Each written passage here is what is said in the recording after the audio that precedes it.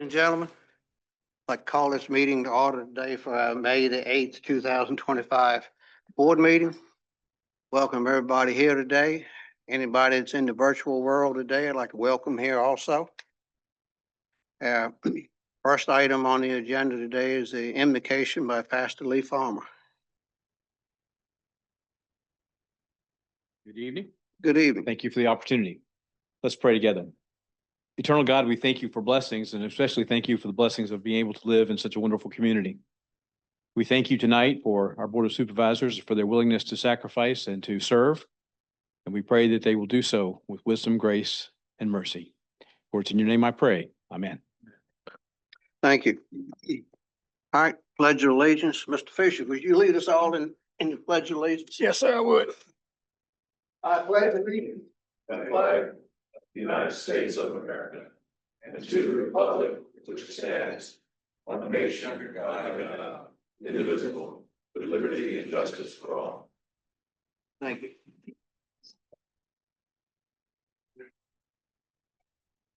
All right. Next is the approval of the agenda. You have any additions or deletions to it? Mr. Chairman, I do have one change. Ms. Hapgood is going to need to come to another meeting. We'll get that set up at a later date. All right, Ms. Hapgood, okay. All right. Anything else? That's all I had. Could we move the closed meeting to the very last? That's all right, board members? Yes, yes, All sir. right. Any other changes? If not, I'll entertain a motion to approve. Motion to approve. All right, do I have a second? Second. All right, all those in favor say aye. Aye. Well. Can reach it. All right. All right, next, gentlemen, we have approval of minutes. We have April 3rd, April the 8th, April the 10th, April the 18th, and April the 25th. April the 3rd, any additions, deletions to it? If not, I'll entertain a motion to approve. Motion to approve. I got a motion, have a second? Second. Got a motion and a second. All those in favor say aye. Aye. Aye. All right, got April the 8th. That was a joint school board meeting. Let's give Mr. Long a minute.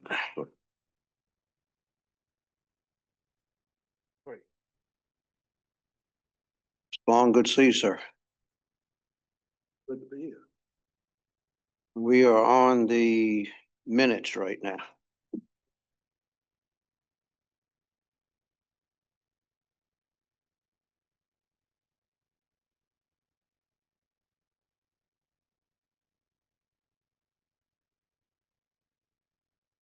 You ready? Take your time if you're not. All right.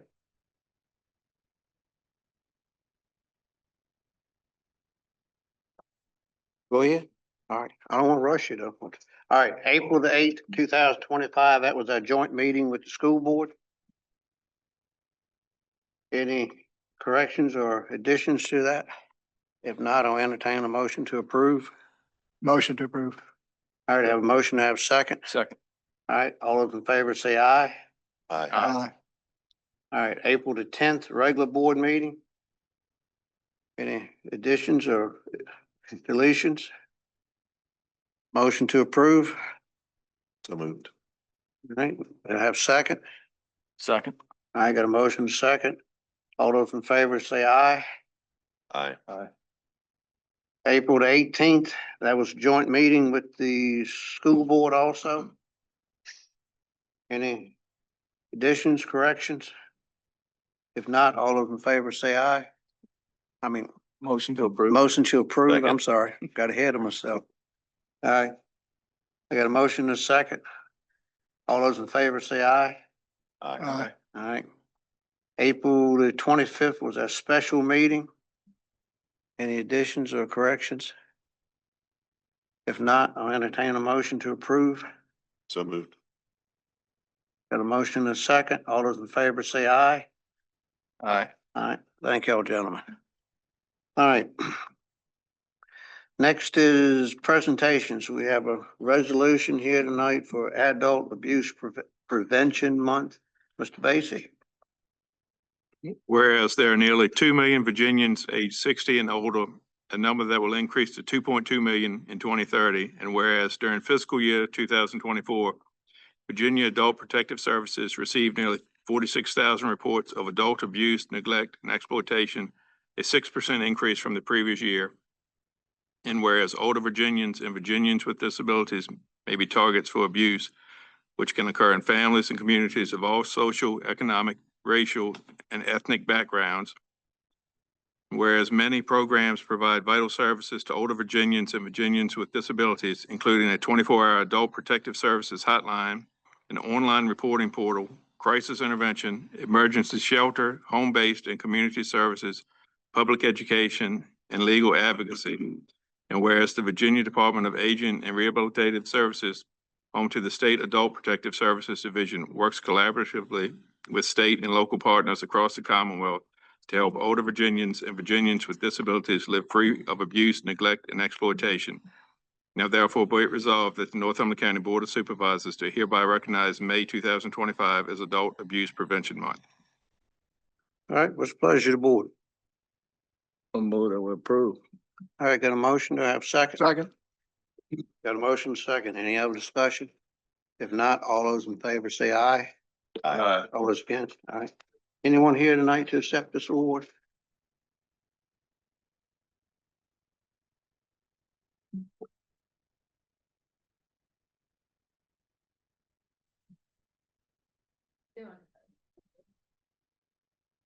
Thank you very much. Everything y'all do for us, take care.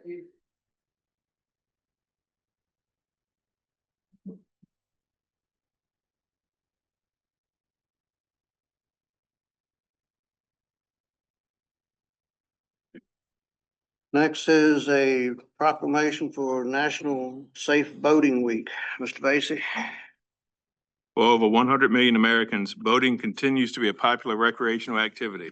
From coast to coast and everywhere in between, people are taking to the water and enjoying time together boating, sailing, paddling, and fishing. During National Safe Boating Week, the U.S. Coast Guard and the National Safe Boating Council, along with federal, state, and local safe boating partners, encourage all boaters to explore and enjoy America's beautiful waters responsibly. Safe boating begins with preparation. The Coast Guard estimates that human error accounts for most boating accidents and that life jackets could prevent nearly 75% of boating fatalities. Through basic boating safety procedures, carrying life-saving emergency distress and communications equipment, wearing life jackets, attending safe boating courses, participating in free boat safety checks, and staying sober when navigating, we can help ensure boaters on America's coastal, inland, and offshore waters stay safe throughout the season. National Safe Boating Week is observed to bring attention to important life-saving tips for recreational boaters so that they can have a safer, more fun experience out on the water throughout the year. Whereas on average, 650 people die each year in boating-related accidents in the U.S., 75% of these fatalities are caused by drowning. And whereas the vast majority of these accidents are caused by human error or poor judgment and not by the boat, equipment, or environmental factors, and whereas a significant number of boaters who lose their lives by drowning each year would be alive today had they worn their life jackets. Therefore, the Northumberland County Board of Supervisors do hereby support the goals of the Safe Boating Campaign and proclaim May 17th through 23rd, 2025 as National Safe Boating Week and the start of the year-round effort to promote safe boating. We urge all those who boat to practice safe boating habits and always wear a life jacket while boating. All right. Pleasure of the board. I move that we approve the proclamation. Second. I have a motion, I have a second. Second it. And a motion second. Any other discussion? If not, all those in favor say aye. Aye. All those against? All right.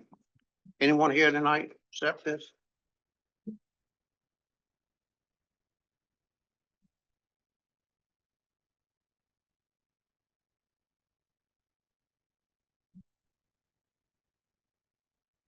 For everybody to say about our water. Keep them safe every year.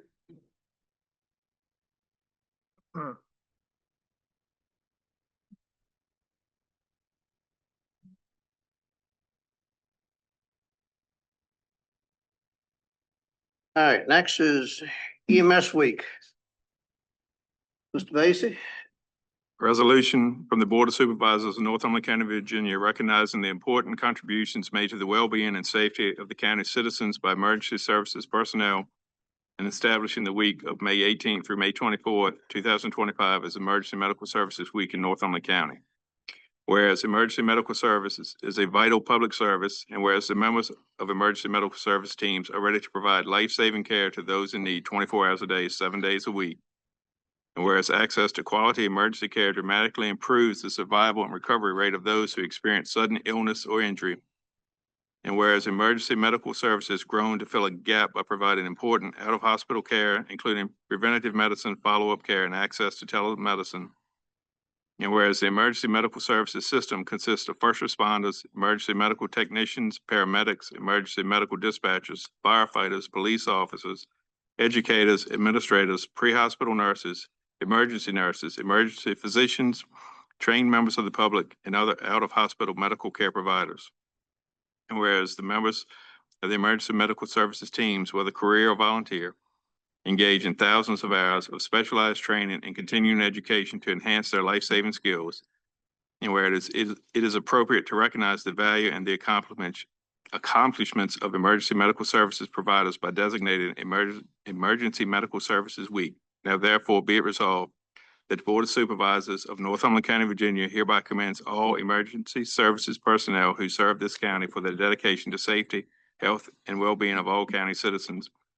And be it further resolved that the week of May 18th through 24th, 2025 shall be observed throughout the county as Emergency Medical Services Appreciation Week, with this year's theme being We Care for Everyone, which is shown through their dedication and life-saving skills every day. All right. What's the pleasure of the board, John?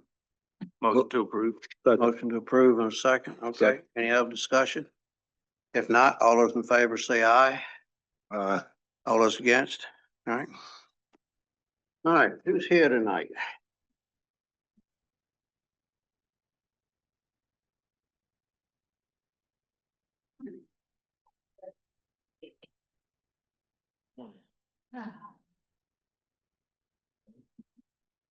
Hey there.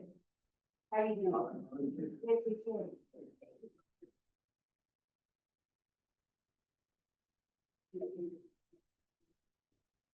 All right. Ask these.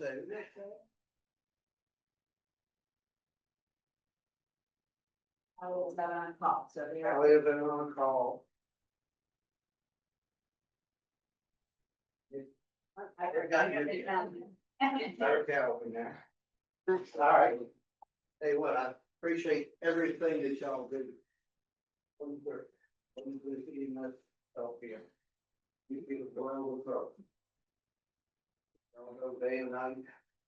I don't know where to go, and, I have a lot of appreciation. Well, I want to say one thing. People in Northumberland County should be very grateful that they have EMS service 24 hours a day, 365 days a week. There are a lot of counties in this Commonwealth of Virginia that don't have any EMS. So people should be really happy that that is available here in this county every day, every night, 365 days a week. That's my little track, kind of. 1964. Year on board. Very good. That was a good year. Well, no, I wonder why they formed that. Oh, is it? Oh, what?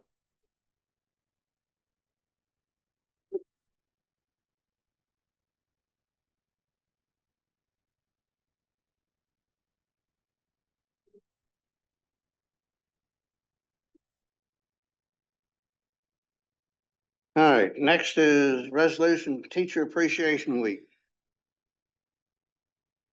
It's basic.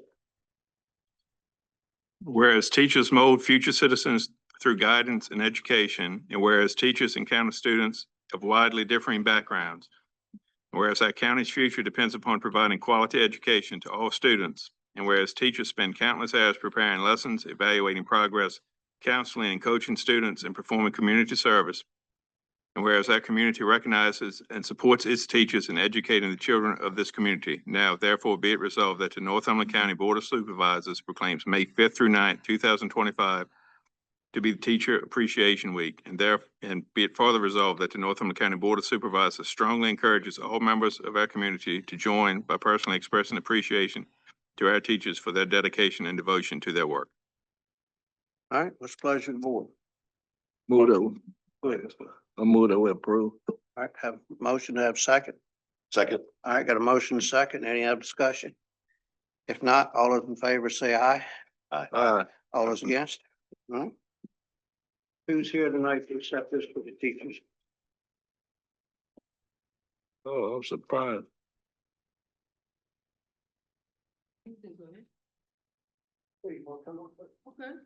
Yeah, yeah, buddy. Come on up there. Oh, we got some more teachers there. We got some teachers. Yeah, yeah, come on up here.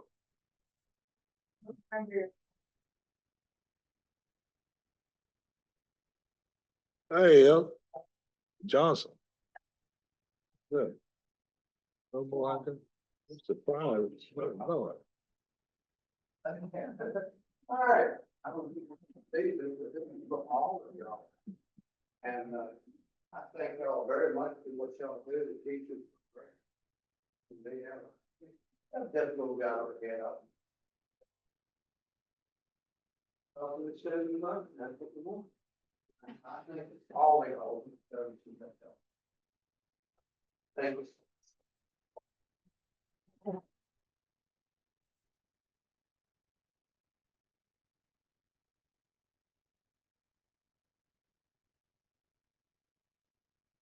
See what I was on. I was at there, I have raised back. When I was trying to have it back. All right. Next is resolution for police week. Mr. Basie. Whereas police officers throughout the state of Virginia work tirelessly to protect and serve citizens, enforce laws, keep our neighborhoods, schools, and families safe. And whereas police officers report for duty aware of the sacrifices they may be called upon to make and risk their lives each and every day in order to safeguard the public and enforce laws of the Commonwealth. And whereas the selfless dedication and bravery of our local Northumberland County police officers as their safety and well-being is promoted by the devotion to maintaining peace and security. Whereas the Virginia Police Week are opportunities to honor officers and recognize the sacrifices made by the families of those that continue to protect and serve our county in the state of Virginia. Now therefore be it resolved that the Northumberland County Board of Supervisors recognize Virginia Police Week and hereby commends all police officers in the county and in the state of Virginia. And be it further resolved that the Northumberland County Board of Supervisors strongly encourages all members of our community to join in personally expressing appreciation to our officers, their dedication and devotion to their work. All right, what's the pleasure of the board, gentlemen? Move that we approve. Second. Got a motion second. Second. All right, got a motion and a second. Any other discussion? If not, all those in favor say aye. Aye. All those against?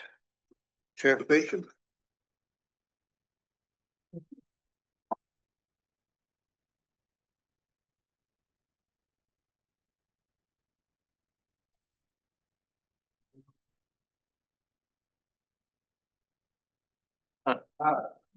Down.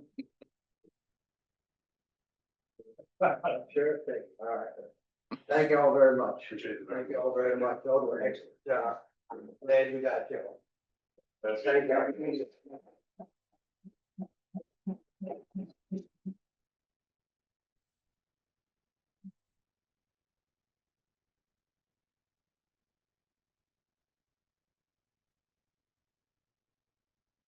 All right, next is a resolution for Public Service Recognition Week. Mr. Basie. Whereas public servants give tireless efforts every single day to serve Americans at many levels of government. And whereas public servants in Northumberland County include local, state, and federal government employees from varied professions. And whereas public employees take not only jobs, but solemn oaths. Whereas day in and day out, they continue to fulfill their duties by providing the diverse services demanded by the American people of their government with efficiency and integrity.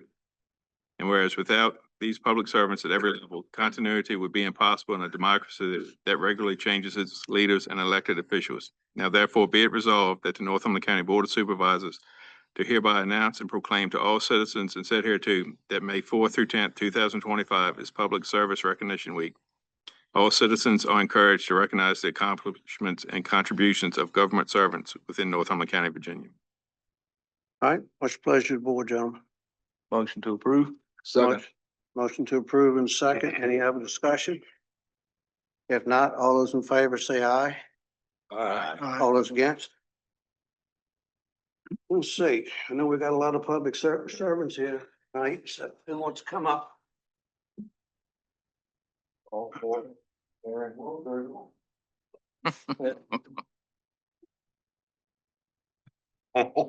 Okay, come on now, they're right.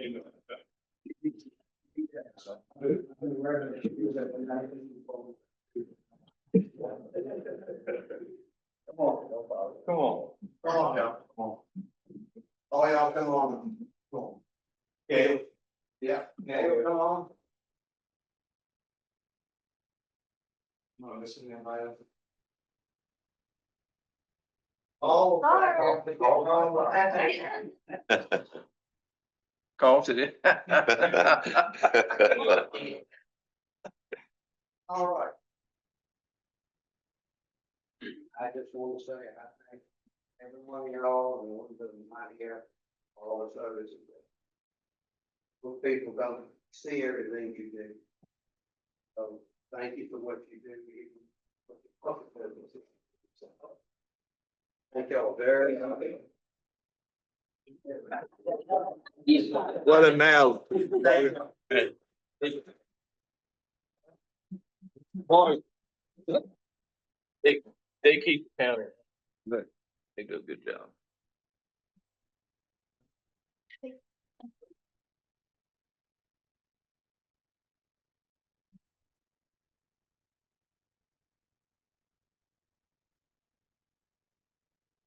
All right. Mr. Basie, thank you for reading all those. All right, next is Sharon and Doug Lemke, Education Foundation. Come on up. Come on up, sir. Good to see y'all here today. Thank you. I'd like to thank the Board of Supervisors for giving us this opportunity to tell and put it in the writing that what we're trying to do here for now and in the future as far as education is concerned. Now, many of you may either recognize me or recognize my name because I was the president of the Chamber of Commerce here in Northumberland County for 30 years. And during that time, we did a lot of things, pardon me, in education and things of that nature. But it came time for somebody to somebody else to get a chance and for the Chamber of Commerce. And we have a new man who's better organized in the electronic business than I am. Besides, we wanted to get everyone and let everyone know what this program, what we're trying to put together. Now, it's still a work in progress, but we did get started. And the scholarship winner for this year is here today, and we'll announce her in just a moment. Now, basically, what this program is the Lemke. Mr. Lemke, could you speak into the microphone? Okay, sure. More? Sure. I'm not real good at this. Anyway, the name of the organization is the Douglas and Sharon Lemke Education Scholarship Foundation. And the good news that I can give you on this is we don't have a problem with money. What we're trying to do here is put together a program that will last forever for the education department. We got started about a year ago when my wife Sharon said to me, "What are we going to do with all this money?" And then she said, "We don't have any heirs and we don't have any debts. So what are we going to do?" So we decided to develop an education program and set it up so it's a private education foundation. So all of the money will come from us. And the opportunity and everything will go through us and we'll make sure everything is done correctly. Now, what we started with was we took the method that we used for the chamber to develop this and get this started. So we knew that worked for the chamber, it would work for us, but there's still a work in progress. We don't have everything that we need to get. We have to get the lawyers involved and we have to get the IRS involved, but we're working on that. But for the first scholarship winner that the Lemke Foundation ever had was Chloe Brand, and she's over there.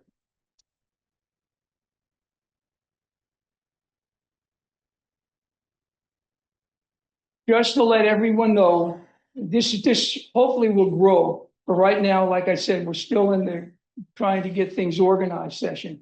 But the scholarships would be worth $40,000, $10,000 a year for 4 years. And this may increase in the time to come. We may have more scholarships and we may have more money. But right now, that's what we're going to start out with as far as that's concerned. And fortunately, we don't need anybody else's money. We found a way to use ours.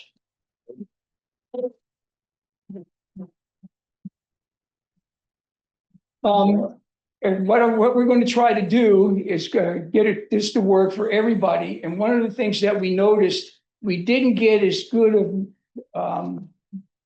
as the kind of notice to people, because some of the people didn't hear from the guidance council office what was going on. But this year, next year, we're going to make sure that happens as far as that's concerned, that everybody gets a chance to know.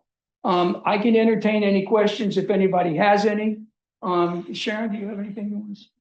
We interviewed 10 amazing students for this scholarship. We were really impressed with them. They really spoke well, and we're happy to do it. So, okay.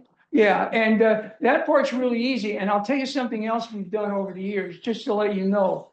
I'm a retired Air Force officer. I spent most of my time in education. I was an ROTC instructor up in Washington, D.C. I used to interview hundreds of students in Northern Virginia. So this is kind of old hat for me. But one of the things that we do, and we make it really important, we can't give a scholarship to everybody. But one thing we know, or we've learned over the years, is they don't really learn how to be an interviewee in an interview. So we make sure that the students know if they don't have the proper whatever, that how to work it. And over the years, I've gotten many phone calls and letters about how they appreciate what we did for them, even though they didn't get a scholarship.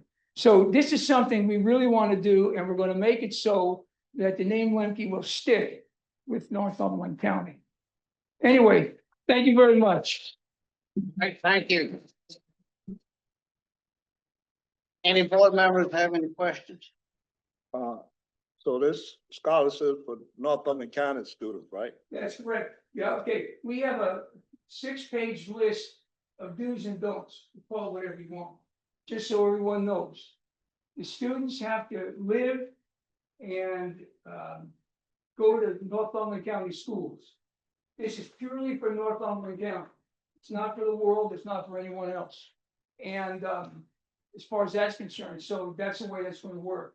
And what we hope is we had 10 people, I think Sharon mentioned, and we had more women than we had men, but there were more men in the class. So we're in the process now of trying to figure out if there was a problem with notice and things of that nature. So like I said before, this is a work in progress. Yes, sir. Well, I know you give the information to the schools, but do you put it in the paper too? You put the information in the paper? Oh, you don't? No, unless the echo is still in business. Echo, yeah, I don't know that. Echo is still working, right? I haven't seen an echo in years. Have you? Yes, Okay, well, where do you see them? in stores, I beg your pardon? in some stores. What around kind of the- stores? Okay, it's one down in Burgess. The store down in Burgess, they can, And where? Burgess. Burgess. Uh-huh. See, we go to Food Line. Well, they have some too. Yeah. Well, okay, they have some. The thing about it is we have to be very, very careful that the students that get these come from Northumberland County and live in Northumberland County. Well, you can put that on there, but my concern is is it reaching the majority of the kids? The Well, students? that's a good question, and we're working on that. I'm not sure the papers, what I want to do, but we're going to do it so that make sure all of the seniors in Northumberland County get the word. Right, that's. Okay. Yeah. I think that once word gets out that the recipient's going to get $10,000 a year, excuse me, for all 4 years of their college tenure, That's correct. it's going to spread like wildfire, and it's going to be something that every graduating senior would be seeking. Well, that's the whole idea as far as that's concerned. We just got started. We got started a little late, just so you all know, for a couple of reasons that don't have anything to do with this. But we got started late, and but we used the process that we used for the Chamber of Commerce for 30 years, and it worked very well. So we didn't favor anybody. I didn't tell anybody of my friends, hey, make sure your grandson gets none of that. It had to be fair for everybody. Right. And if it's not fair for everybody, it's not gonna work, as far as that's concerned. So, yes, sir. I got one question there in the back. Yes, that's correct. But, so how many students applied and you narrow it down to those? No, everybody, okay, just to answer your question, good question. Everybody who applies gets interviewed. But I thought that's all. Yeah, that's right. So. That's right. There were, Over to more than 10, okay. yeah, I can give you the numbers. I think there were 82 students as far as that's concerned. And they said that they had the opportunity to learn. And the way we used to do it in the chamber, and this is the way we're gonna do it, everybody that submits a application will get an interview. Okay? Any other questions? Thank you. All right, thank you.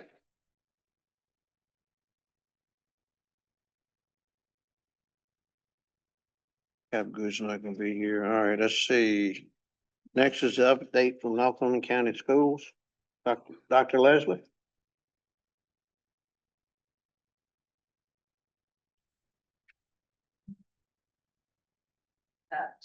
Hello, how you doing today? I'm well, how are you? All right. But PDF that will, this and what I'm going to say. So first, good evening, everyone. Good evening. Same to you. I know that last time that we spoke, we had discussed some projections. We had discussed some transfers that we had requested at the school level to make between categories in our budget. And at that time, the Board of Supervisors had requested that we go ahead and do some projections of what we were actually looking at. You had asked the question of whether or not we would probably need to request additional funding for the year. At that time, I had stated yes. And you had requested that I go back and take a closer look to give you a better projection of what it was that we were looking for. So I did do that. And so I wanted to update the Board of Supervisors on that information this evening. And then I do have a second item to request. So there are a lot of numbers on this screen. So I briefly was hoping that you would indulge me to be able to walk you through how I've come about the figures that I have. What you're looking at on your screen is actually a summary of what I have projected out for the rest of the fiscal year, which would end in July, or excuse me, in June, on June 30th. What I have not given you is all the back data. So what I essentially did was I took the last 2 years of data by category, by spending, and tried to look at some estimates of what our average expenditures were for different months and how it varied. I looked at our payroll and how that varied to figure out how much money we had and how much money we would need in order to make all of our anticipated expenditures for the rest of the year. Clear so far? Because I know that was quite a bit. So if you're looking at the sheet that you have, you can see by category, we have a categorical budget. So there are different lines there. So first and foremost, I filled in the county appropriations. You will notice that that number will actually match the county appropriation that we received for the 24-25 school year. Then you're going to see a year-to-date appropriation, so that money would actually include any revenue that we have received into our accounts during the course of the year. And so I captured that in the next column over, just so that you can see it. The balances are next, which is available 5/7 when I completed this yesterday. That's how much money we have in each of those accounts. So I want to take a moment here to address the negative lines in that account, of which there are three, and this has been discussed in these meetings before. There are three areas: the federal cares, the special appropriation, and federal funds, you can tell, are all in the negative. And again, not to rehash, but there were issues where we had money coming out of those funds, but they weren't putting revenue in. And the Board of Supervisors had stated that we could not continue to put those numbers in the negative. So we have fixed that problem. We don't have things deducting from those areas anymore, but those areas need to be reconciled. So that will be one of the transfers that we will be requesting. And so I wanted to get those cleared out sort of off the bat. So you can see right up front that I would be requesting the corresponding value to be transferred out of those three areas from the instruction category. So that money coming from the instruction category in order to balance out the zeros in those three accounts. Are there questions so far? Any questions? No. No, I have no. no, not at this time. Okay. Okay, I'm sorry, I'm deaf, so sometimes I don't really hear everything. So once we do those transfers, you will see that there is a new balance line next to that. So that is where we would actually go about making those accounts zeroed, which has been requested if those transfers are approved. So now we need to get into what we're actually going to be looking at moving forward as far as projected expenses. So first and foremost, I have put in the May monthly expenditures. You can see them there. Those are what I had extrapolated using average expenditures per line based on the last 2 years of spending. So I tried to estimate those accurately, and then you can see what the May 30th balance would be. Now, those expenditures in there do include payroll, so you can notice right off the bat that it's going to dip that technology money back into the negative, which we discussed the last time I was in front of you. We had only requested a transfer of $50,000 at that time, and I was clear at that time that that would not cover the following month's payroll. So I'm going to walk you through the rest of the projections for the year before I request where I'm looking to transfer money from. The reason for that is I don't want to continue to rob Peter to pay Paul, so to speak, to say, well, we're going to balance this account, but that's going to put that account in the negative.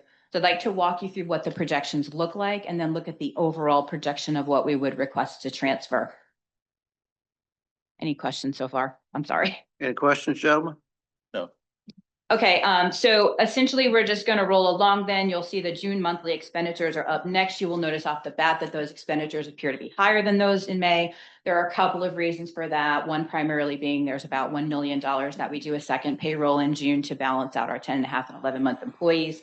So that is going to be a larger amount than we would see previously. Then you can take a look at what that would give us for a June 30 balance. So now we can already see that we have areas that are going to be running into the negative. And in that particular case, it would be instruction and technology based on this report. However, what we really need to pay attention to is that number on the bottom, which is the $298,917. So unfortunately, at this point for our Fund 1, looking at all things being equal, we would be already in the red across the board. However, there is still money in some of the accounts. And so this is where we would start to have the conversation of how to transfer those funds between the positive accounts and the negative accounts. Actually, just kidding. There's one more thing. We had some additional unplanned expenses that I needed to throw in there. So I spent a lot of time, and I really want to thank the directors and the bookkeepers at the school level. I put something out to them to give me every invoice that they had open, so I could do a comparison of what would be a normal monthly expenditure and anything that looks like it's falling outside of that area, because I wouldn't be able to capture what was falling outside of an average expenditure, which would be, you know, an old bill that they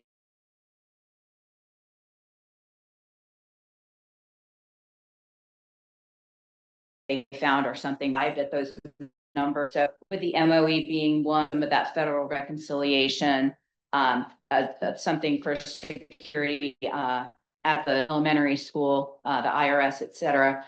I do want to include that there's water main and Honeywell underneath that are broken out. They have already been paid, so they are not going to be in that line, but they were examples of expenditures that we had that we didn't normally anticipate, so it would have thrown those numbers off. Any questions so far? I know I'm talking a lot. Okay, so using those additional unplanned expenses, you can see that the estimated June balances without the transferred would fall as you see in those numbers. So negative 997, 348 up in instruction, with some of the categories being negative and some being positive.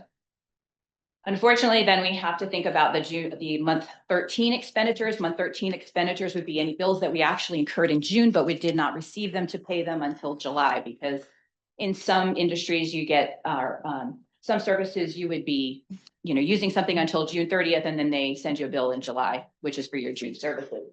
So we went through some invoices and some averages, and we went ahead and arrived at what we felt would be a reasonable number of what we'd be incurring in that month 13 expenditures. So that would take us to the next column, which would be the final projections of what it is that we really feel that we would be looking at. And you can see that overall it is a deficit of about, gosh, I can't even see, 1 million, and this is so tiny, $1,031,000. So then I went ahead and decided to look at what the transfers would then be at that point, because there are positive values in a couple of those categories. And you can see where I did the transfer out. So where we had $10,117 in transportation, for example, I think that's a great line. I would move $8,117, leaving $2,000 in that account, because these are estimates and projections. They are not exact figures. So I've done the best I can to bring it as close as possible. But we would like to leave somewhat of a cushion there. And then you would see that we would use anything that we could transfer out of a positive account. We would then transfer that into one of those negative accounts in order to bring those numbers forward. Unfortunately, there is simply not enough money. So what I have done here in the total balance line is essentially looked at where we would be at the end of the fiscal year based on the projections of spending right now. I want to take a moment to talk about the anticipated revenue. I have only logged $100,000 here in anticipated revenue. There is a lot of difficulty with tracking that revenue and how it has been submitted. So what I'm giving you here, I feel like, is a worst case scenario. We could potentially see more revenue come into the system. Some of it may come in by the end of June. I don't know that that will happen. Some of it may come in to July, to August, to September, which would be reimbursements for spending that we had done during 24-25. That is something that we would have to keep an eye on. However, with the fact that the Board of Supervisors said we cannot spend out of a line that is negative, we would need to request to have the funds up front and pay them back with any reimbursements that came in, because otherwise we would not be able to cash any of those checks. Questions so far? I'm almost done. Okay, so Not yet. then I'm sorry. Not yet. Okay, I'm sure that you will have some. So in the middle box there, I just wanted to be clear, I've received the transfer form late. So that is the overall, what I would be actually requesting to transfer between categories. We do know we need to do at least one transfer immediately, or we'll not be able to make the technology payroll, because the money is out. My anticipation in doing this was trying not to come back every time an account went into negative after the fact or right before the fact, because of course we need permission from both boards to be able to make those changes. So I tried to do the best projection that I could. And then in that final box on the right-hand side is really just a very quick summary of everything that I have talked to you about, which again is that negative on the top in construction, admin, health, and maintenance. And then there's a subtotal, and then we would hold the $4,000 in at least two accounts to give us a cushion for anything haven't thought of, and then hoping to have at least $100,000 of reimbursement that hit our accounts before the June 30th mark. All right. First thing I'd like to say is, I know you put a lot of time into this. I know you did. And this is the first time this board has ever had an explanation of what's going on presented to us and explained. And I'm very proud of you for doing this. And I think the rest of the board will say the same thing. Because we have never had anything anywhere close to this. All we usually got was just a piece of paper with a few this and that onto it. But this is the best that we've ever seen. So I do thank you very much for it. And I know you put a lot of time and effort into it.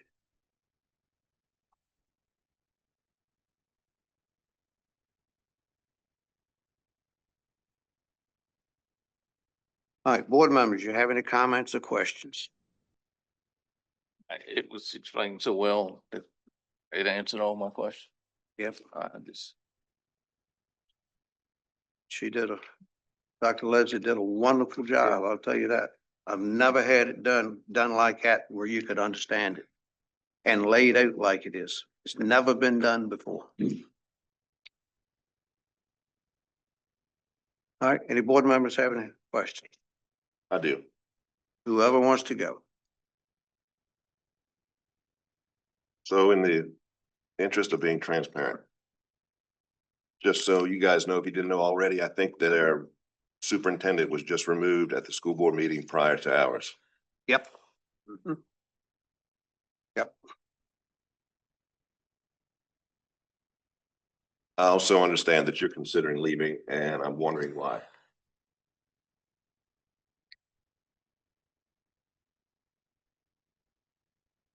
So I have submitted my letter of resignation. I think the easiest way to answer that question is not why, but how do I say this? Let me tell you reasons I'm not leaving. Or reasons that I don't want to. And that's gonna be the kids here in the community and staff who have been very much behind me since I've been here. And I will tell you, in no uncertain terms, that I am very hurt and displeased to be leaving the division, but at this point, that is the right decision.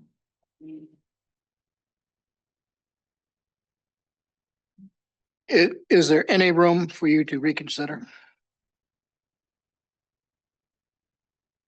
Before you answer that, I'd like to say that I would think that every school board member would fully support you being here and potentially being the new superintendent. You were praised by each of the 5 school board members at your last meeting.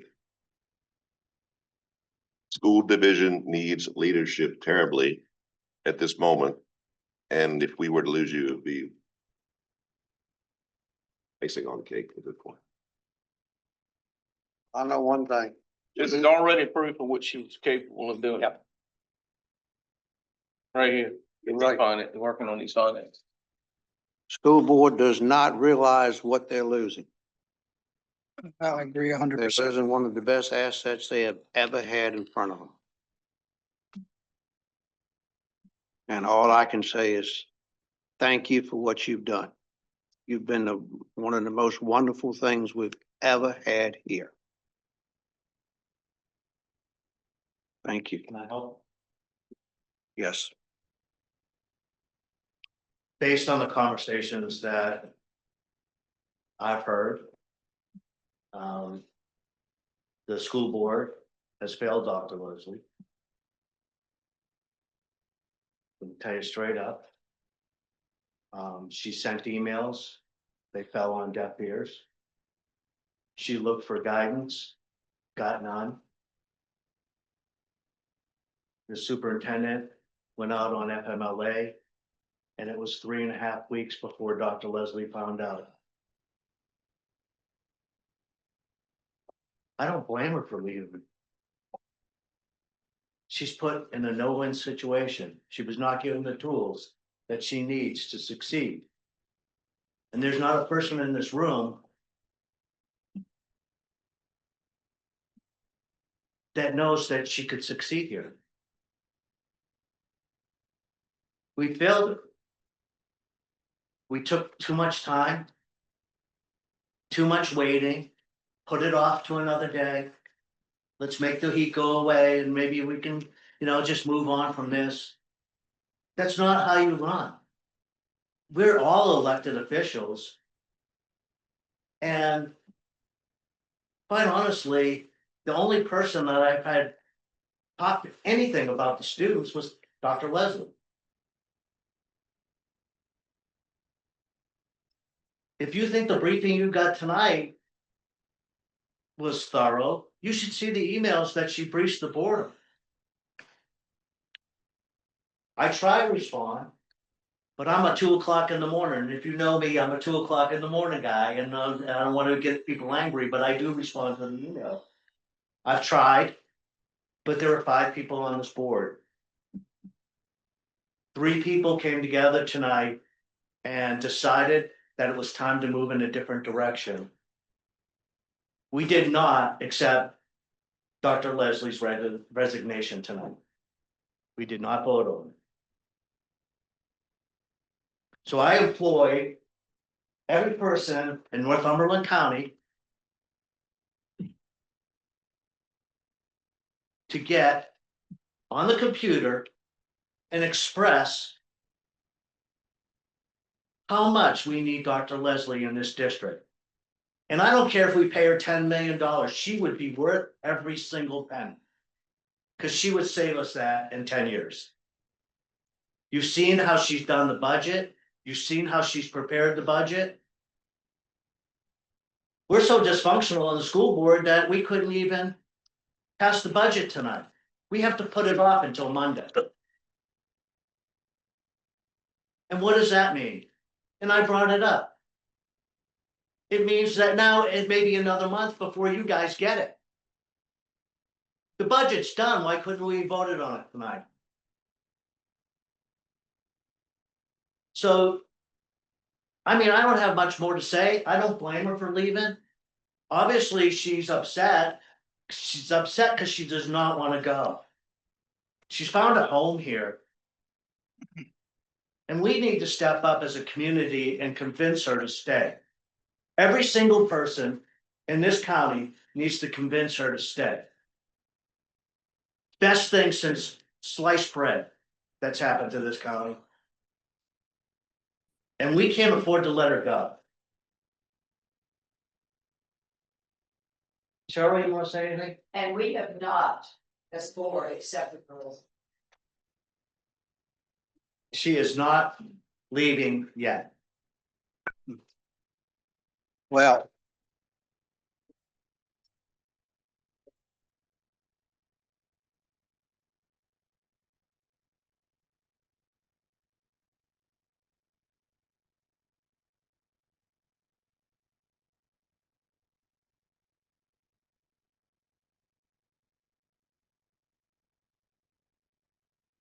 Dr. Leslie, I'll say one thing. I know you're the one that's gonna get the school system out of the hole. And it got in the hole because of poor leadership. This overspending on the school budget must quit. They spend money like it's water. And who gets the blame? The poor taxpayer out here is the one getting the wrong end of the stick.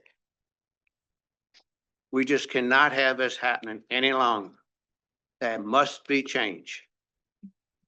And you are the change that we need. Thank you, ma'am.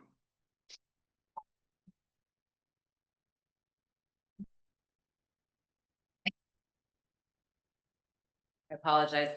I do have one other item. You take your time. I mean, thank you all for that. I'm speechless, and if you know me, that's saying a lot. So I appreciate all of that. I do need to move forward with a request that we had shared with Mr. Tadlock regarding UHY.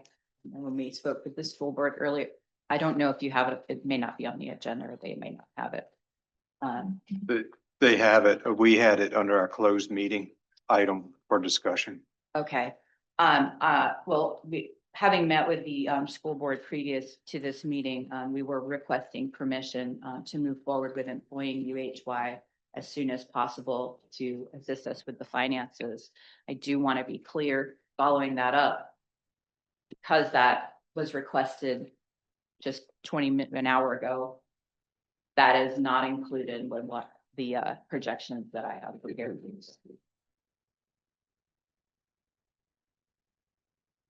All right. Yeah, that's all for closed meeting material later.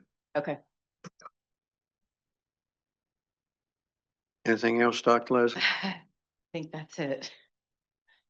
Dr. Leslie, I'm gonna leave you with one thing that you mentioned earlier, and I hope you will consider, and that's the children, the kids, the students, and I know you will. Thank you so much. Thank you, Dr. Leslie.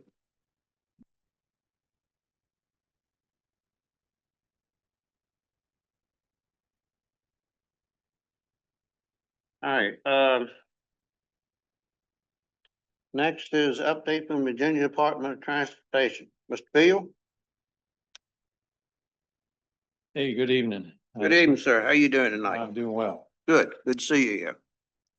I just have a maintenance update. I'm gonna run through these things and, we have the public hearing later in the agenda for the secondary 6-year plan.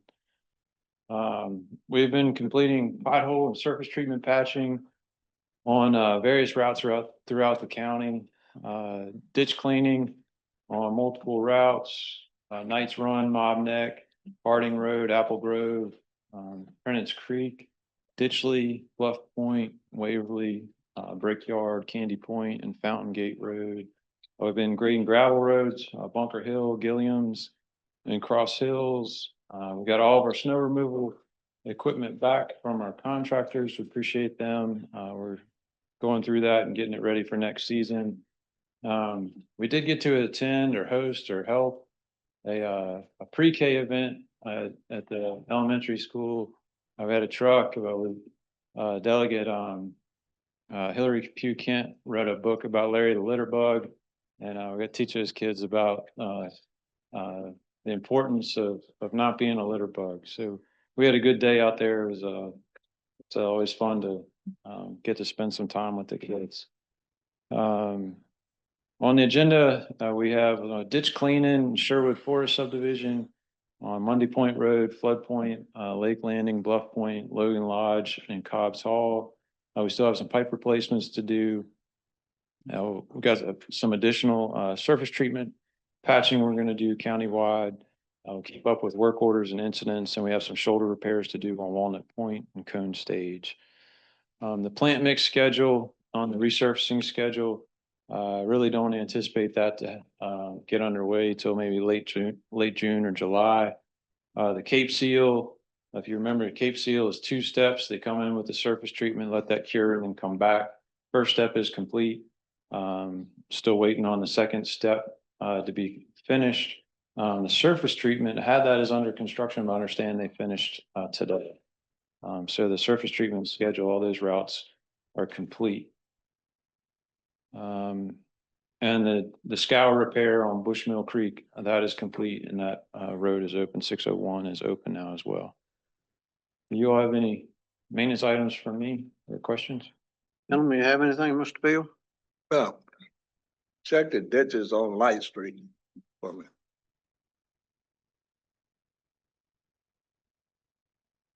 And while I'm talking about it, I want to congratulate you.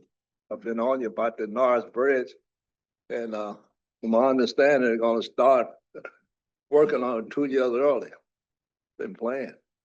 So I want to thank you for that. It's 8 years earlier. Right. It was planned for 2036 and it's moved up to 2028. Which incidentally, I was planning to retire in 2036. Right. Now we're gonna have to build a bridge. Hey, that's right. Can't retire now? We'll see how it goes. I'm glad to hear that. I might have to find something else to get on now. Bridge. Maybe I'll drive you across it once it gets built. Oh, boy. That sounds good. Yeah, it'd be good. Mhm. Yep. We talked about Hatches Avenue. And I see where it's been some more interest in that area. Is there any way that VDOT could open up the right of way? I think for the ones that are interested in that really need to go down and take a look, see what's there or not there.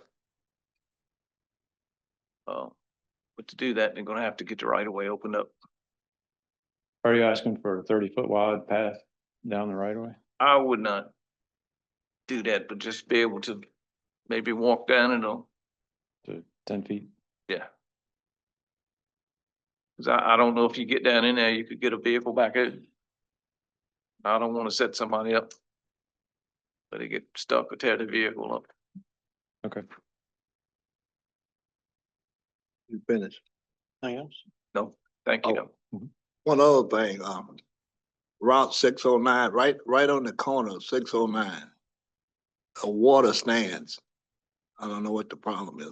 Probably need a pipe or something in that area.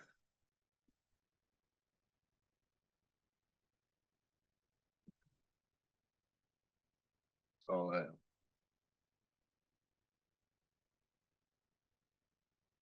Williams, you have anything? I do not.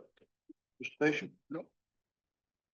I don't have anything for you right now, Mr. Bill. I thank you for everything y'all done and thank all of your employees too. I will. Thank you. Yeah, certainly do that. All right. County Administrator Report, Mr. Tadlock? Yes, sir. We had 8 new structures for the month of April. Total construction cost for the month, 5.6 million.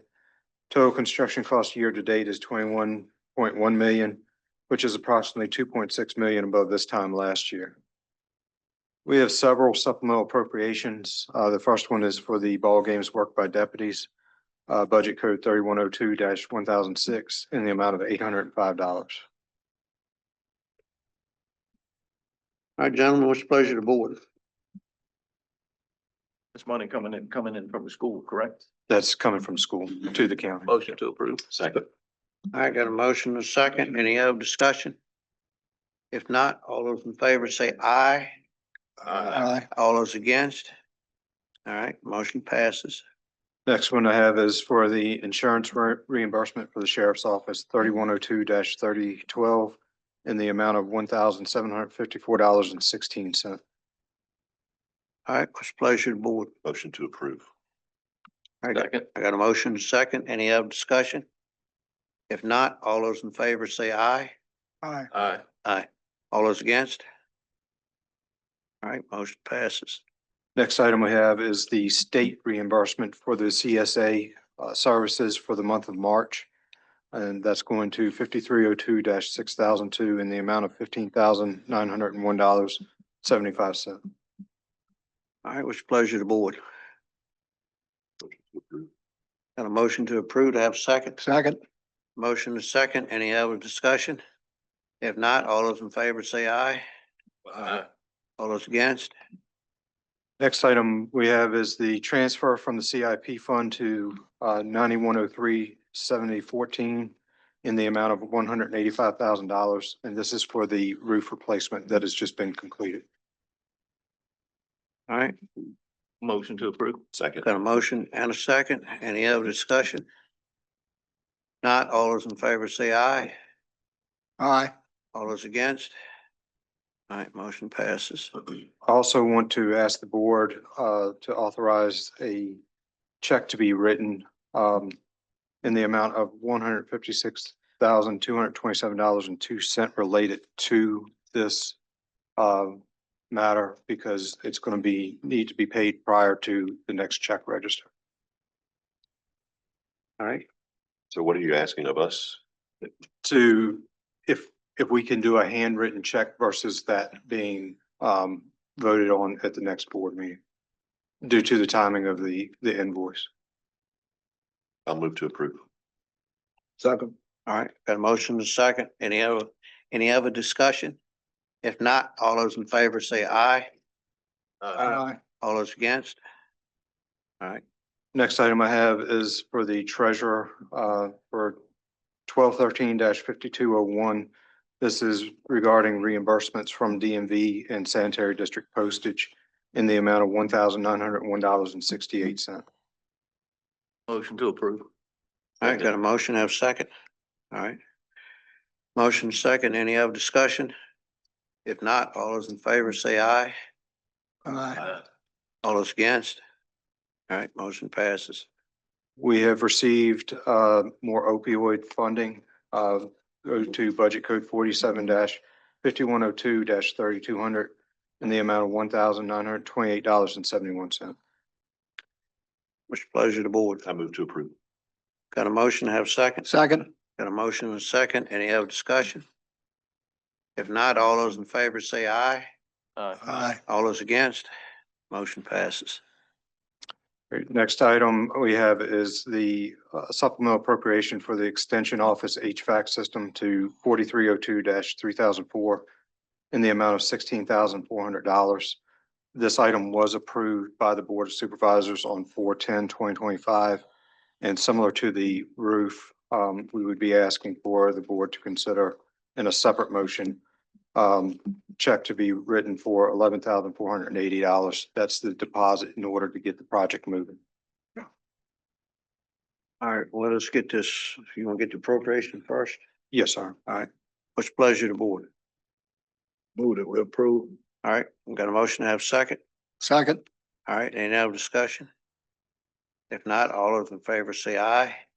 Aye. All those against? Now I need a motion to approve a check for, what is it, $11,480. $11,480. Motion to approve. All right, got a motion to have second. Second. All right, the motion second. Any other discussion? If not, all those in favor say aye. Aye.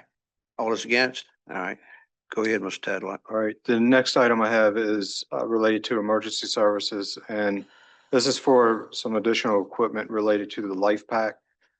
This is for Life Pack modems and access port cables. There are monies within the equipment line item for the emergency services. You do have a resolution in your packet. It's sole source procurement for your consideration. I don't know if you have any specific questions. Chief Balderson is here. Chief Ballson, would you mind come up, please, sir?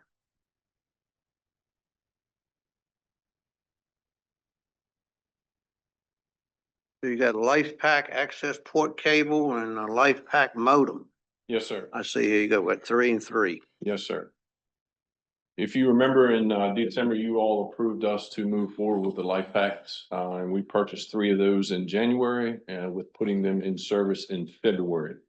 In doing so, it was our hope that we would be able to use the actual air cards that are in our laptop computers to communicate between the life pack monitor and number one, the computer, and number 2, the hospital agencies that we are transporting to.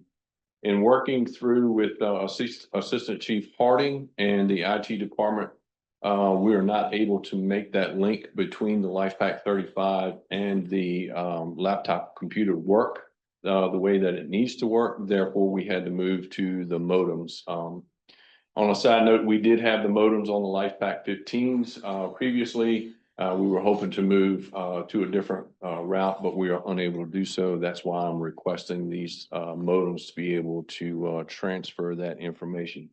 One of the highlights that this modem will let us do in all the metro region, Richmond area hospitals are able to receive data that these life packs will. In the near future, Rappahannock General will also have that technology. So what this technology will allow us to do is to transfer the data that we're looking at, precisely the 12 lead or the 15 lead capability of the patient, looking at their cardiac algorithms, if you will. We'll be able to transfer that data to the hospital, and the cardiologist on call or the emergency room physician will be able to look at that EKG, if you will, the same as we're looking at it, and be able to direct our staff to medically treat that patient, whether they need to go directly to RGH, fly them directly to a Richmond hospital for the appropriate care up there. So this technology will help drive our treatment modalities and potentially save lives in doing so. All right, any board members have any questions here for Chief Balderson? All right, then, no questions. What's the pleasure of the board? Move to approve. I got a motion to approve. To have a second? Second. Got a motion second. Any other discussion? If not, all those in favor say aye. Aye. All those against? There you go, Mr. Pauls. Thank you very Chief much. We Balderson. appreciate your support. Thank you too, sir. Yes, sir. Tadlock. The next item I have is a request for the county to move forward in advertising the invitation for bids for the fuel service. And that's for gasoline, propane, diesel, and number 2 heating oil. And this would be for the county and the school division. All right, and we need to get this out as soon as possible, don't we, Mr. Tadlock? Yes, sir. All right. Motion to approve. Do I have second? Second. All right, Hold on, we usually pick it back on the school, so it's vice versa now. We are switching things up this year. switching around a little bit, Mr. Long. So they've been told. Talk to the school. I have been in contact with the superintendent. Yes, sir. All right, we got a motion and a second. Any other discussion? If not, all those in favor say aye. Aye. All those against? Motion passes, Mr. Tadlock. All right, the last item I have is the board had been discussing the convenience center integrated decals. We have gotten some information back from American Solutions. It's the company that the treasurer's office uses for the tax bills. There is it's roughly about $7,000 or $7,800 savings if they can integrate those stickers within the certain the 10,000 envelopes that we are looking at. We still have some follow-up with the treasurer's office that we need to look at the Excel spreadsheet to make sure that we can get the data properly integrated the way that the company needs that. And we're still following, we need to follow up with them to make sure that that can happen. But the estimate that they have provided us is good for 30 days. So what I'd like to do is follow up on that as soon as possible. And then if we have a meeting next week, I can bring this back for final authorization from the board. Okay. All right, that all right, board? Are there any other costs that are involved if we do switch over to the system, or when we switch over? Mailing, So the mailing would already be factored in with the mail out of the tax bills. So we wouldn't have that cost. They can only incorporate the sticker. They cannot incorporate the hang tags. With this, we would have to go with the actual sticker. I'm not interested in personally the hang tags. It's too much room for variation. I think the stickers are the way to go anyway. Any other comments, John? All right. You need anything for us right this minute? Let me follow up on this, and I'll get something back to the board next week if we have a board meeting, or at the next meeting, I'll have some additional information. We're gonna, all right. Thank you, Mr. Tadlock. What else you have, sir? That's all I have. All right, committee reports. I don't have anything. Anybody else have anything? We don't have any committee reports, all right. Board of Supervisors,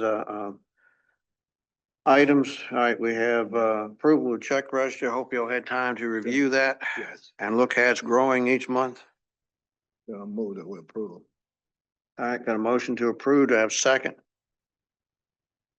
second. All right, got a motion second. All those in favor say aye. Aye. All those against? All right. Board comments, Mr. Fisher? Been working a little bit with building and zoning. I was also spoke with Mr. Tadlock. We're working on the garbage removal ordinance 124-2 and the grass cutting 124-3. We hope I've given you all copies of that regulation. I'd like for you to read it over and study it a little bit before the next meeting, because we're going to be presenting you with some alterations, possible alterations to that. We've got sites all over the county that we're having problems with, and they're just not being cleaned up. Right. They're just not being cleaned up.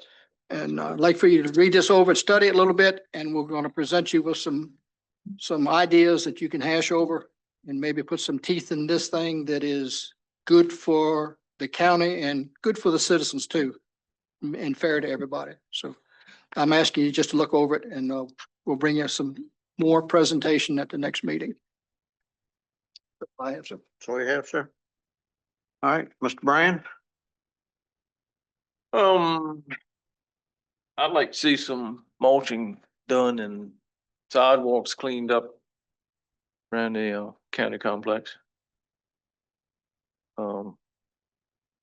At the first farmers market, and some folks were not so pleased that the county buildings didn't look as good as they should be looking for a farmer's market to have that many people in attendance. A little bit of mulch and some cleaning and getting rid of some leaves and some trash go a long way. Which building in particular were they complaining about? Front, the old courthouse around there. Any other buildings you want to look at too? I think we need to look at the whole Whole complex? complex. All right, It's, Great. They all right. Anything else, we Mr. can't Brand? expect people to keep their stuff neat and tidy if we don't do our own. That's true. So. That would include the bank building. Absolutely. Yeah, bank buildings, yeah, includes the bank building. Anything else, Mr. Brand? No. Mr. Long? Yes, Mr. Tadlock, the playground, elementary school. How is that coming along? Cause still a lot of complaints about it. Have you heard any up-to-date information on that? I have not. That was on the CIP listing, which we'll have public hearing on later this evening. Okay. How about the talk between the school board about the bank? Those conversations were ongoing and then they burned, but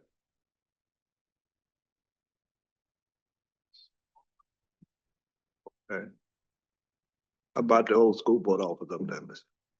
Just waiting on setting up meeting dates to discuss it. Okay, I brought up, we have quite a parcel of land that we own in the Mr. county. Long, would you move your microphone a little closer to you? We have a lot of land in the county that we own. You know, and we need to really, when my kid was growing up, I had to carry him to Westmoreland to play tennis school. You know, I had contact with the school up there. They allowed me to carry my kids up there to play tennis. And we have a lot of land around here. And I'm pushing we should have tennis courts on each end of the county and in the center of the county, along with some basketball goals. We need to give the kids something to do during the summer months, keep them out of trouble. And it's good exercise, you know? So we need to think about that in the future. And like I keep saying, I know Kilmarnock has about 9,900 people. We have close to over 12,000 or more, plus or minus. And they're continuing to grow to help the community. We're at a standstill, you know? So we need to think about using some of that land to do some positive things for the county. You know, these people pay tax, and it's the right thing to do, you know, to really put something here that not only young people, but some of the elder people can enjoy too. So I'm gonna keep bringing that up every month because we need to do something, you know. It's very important.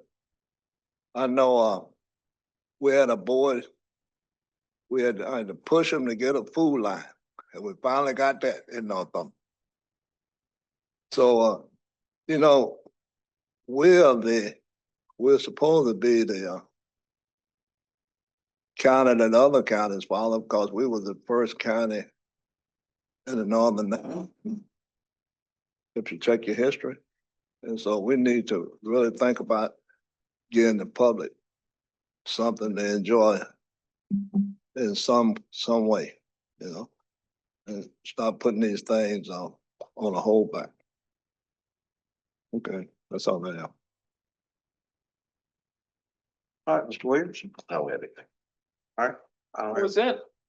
What Mr. Long had talked about, didn't we have that scheduled for discussion in July after the budget? Didn't we have that, didn't we make that comment? Or can we put it on an agenda for July after we get the budget finished to have a discussion on that? I know we had some initial meetings and then there were several parcels of property that we were still needing to look at, but we can certainly, after we get through with the budget. I believe something had come up previously on that. Good with that, Mr. Long? Yes, I just wanna start moving. You know?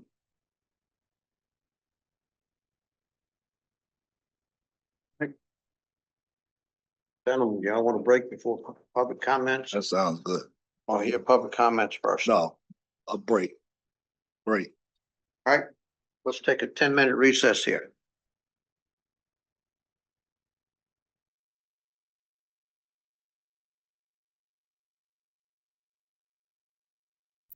Ladies and gentlemen, we'll call this meeting back to order.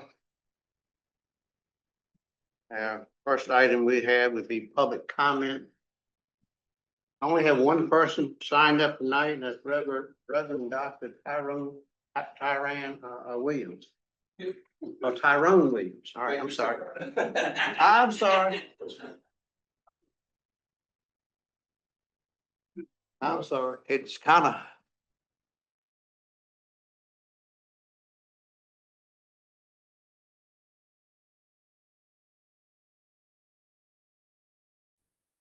Look like. Good evening. Good evening. Good to see you again. First one is share that we are excited about what's going on here. I've enjoyed this particular board of supervisors meeting, a lot of things going on. And a lot of things are happening in our community that I feel is important to address. Though it was not addressed specifically tonight, but the walls are talking and a lot of things are going on. First of all, let me say that I believe, and this is regarding the school board, I believe there was a failure of all those in positions of authority. The school superintendent, the school board, and the board of supervisors as well, to successfully execute their responsibilities with regards to overseeing the school system's budget. The superintendent didn't provide the necessary supervision of the financial director. And as a retired human resources manager myself, I also see that she didn't ensure that those who filled the position had the required qualifications, experience, or certifications needed to be successful in that position. Although the last 3 employees who held the position received guidance from those who held the position immediately before them, from what I understand, none of them possess the professional expertise in financial management. Also, continuous oversight was not provided to ensure that financial records were adequately maintained, and that was not put in place. Seemingly, all of the blame is being directed at the school board members, but the process that was in place at the time that these financial troubles became known included the county treasurer's review as well. From what I understand, everything flows to that elected official who had the responsibility of working with the financial director to reconcile the financial records with the director on a monthly basis. I believe that had that occurred, the mistakes made as a result of their lack of shortfalls could have been found and being corrected. It must be understood that to serve on the school board does not and should not require them to be financial experts. Their responsibility is to provide and make decisions that will enhance the educational opportunities and potential for our children. Yes, they should be aware of the state of the budget and have oversight of it. but understanding the budget process and intricacies of accounting principles, they really must rely upon the subject matter experts who appear not to be either efficient or effective in their positions. The belief that the answer to this financial fiasco can be resolved by taking away the rights of the voters to elect their representatives to the school board, that is akin to throwing the baby out with the bathwater just because the water is dirty.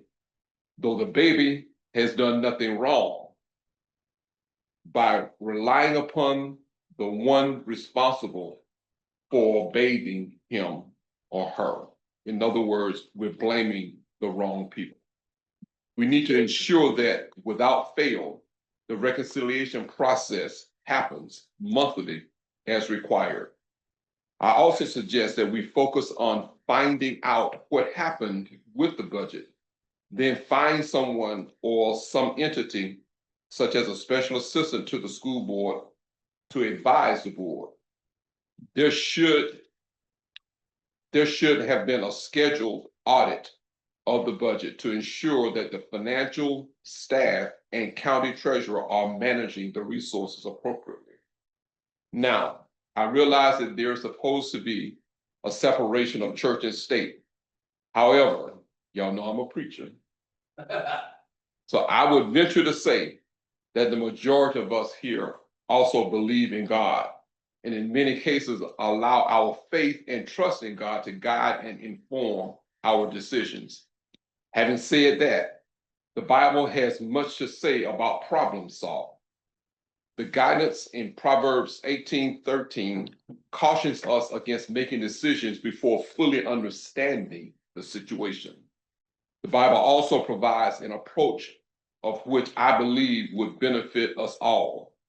Its guidance says, first of all, seek God's wisdom. Secondly, acknowledge our own limitations. Thirdly, identify and understand the problem. The fourth thing it says is to consider different perspectives.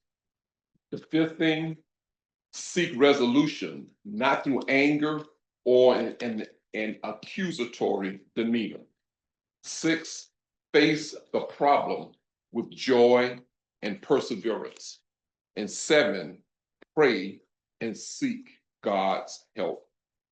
There's been enough finger pointing and blame to go around. We should strive to correct what has been done and find a way to work collaboratively and honestly to resolve the problem and be able to maintain fellowship in the end, as well as to provide the best educational opportunities for our children. Thank you. Thank you, sir.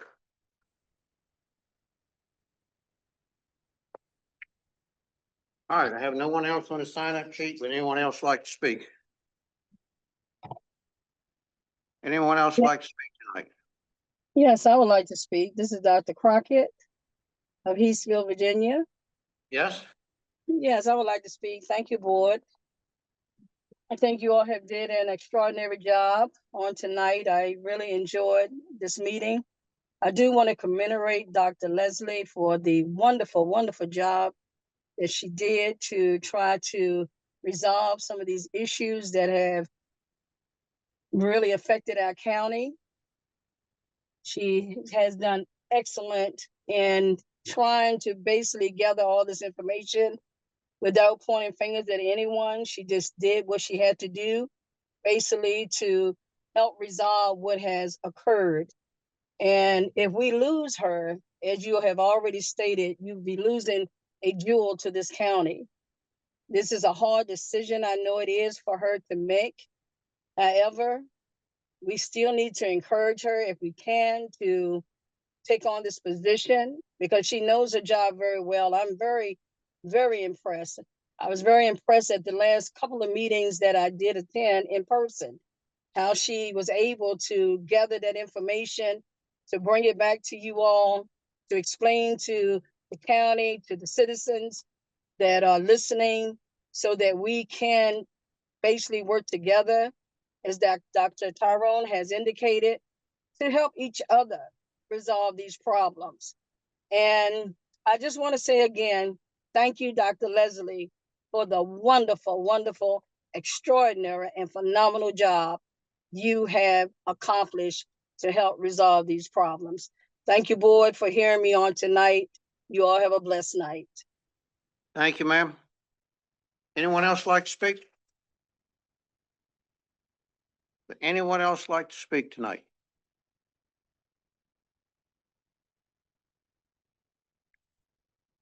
Anyone else like to speak? All right. All right, since no one else wants to speak, I'm gonna close the public hearing. Public comment, that is, I'm sorry. The comment period, close that. The next item tonight would be our public hearings. First is the 6-year plan. Mr. Beal? Hey, good evening. I'm gonna run through this presentation that we did last month. Again, for those that are in attendance tonight that maybe weren't here last month. But this is the secondary 6-year plan. Are these slides available? Okay.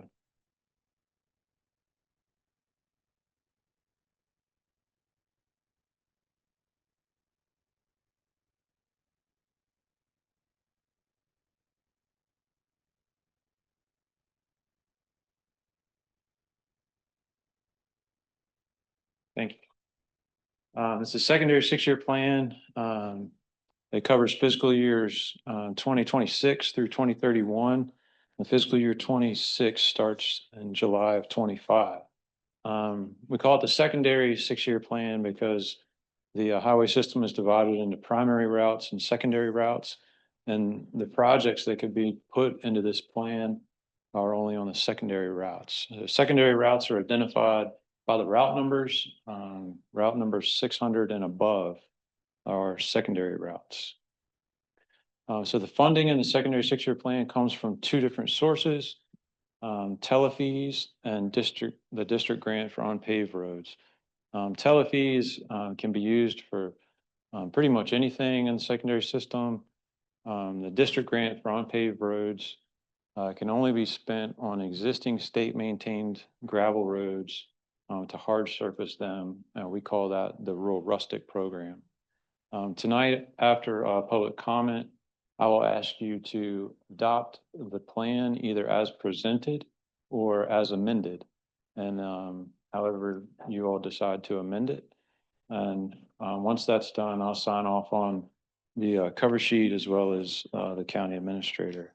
There's about $24,451 in telefees every year and $2,698 in unpaved road funds, for a total of $157,498 in total for the 6-year plan. The next slide. These are the where the money is allocated currently. I think it was 2 or 3 years ago, we added Addie's Point Road, and then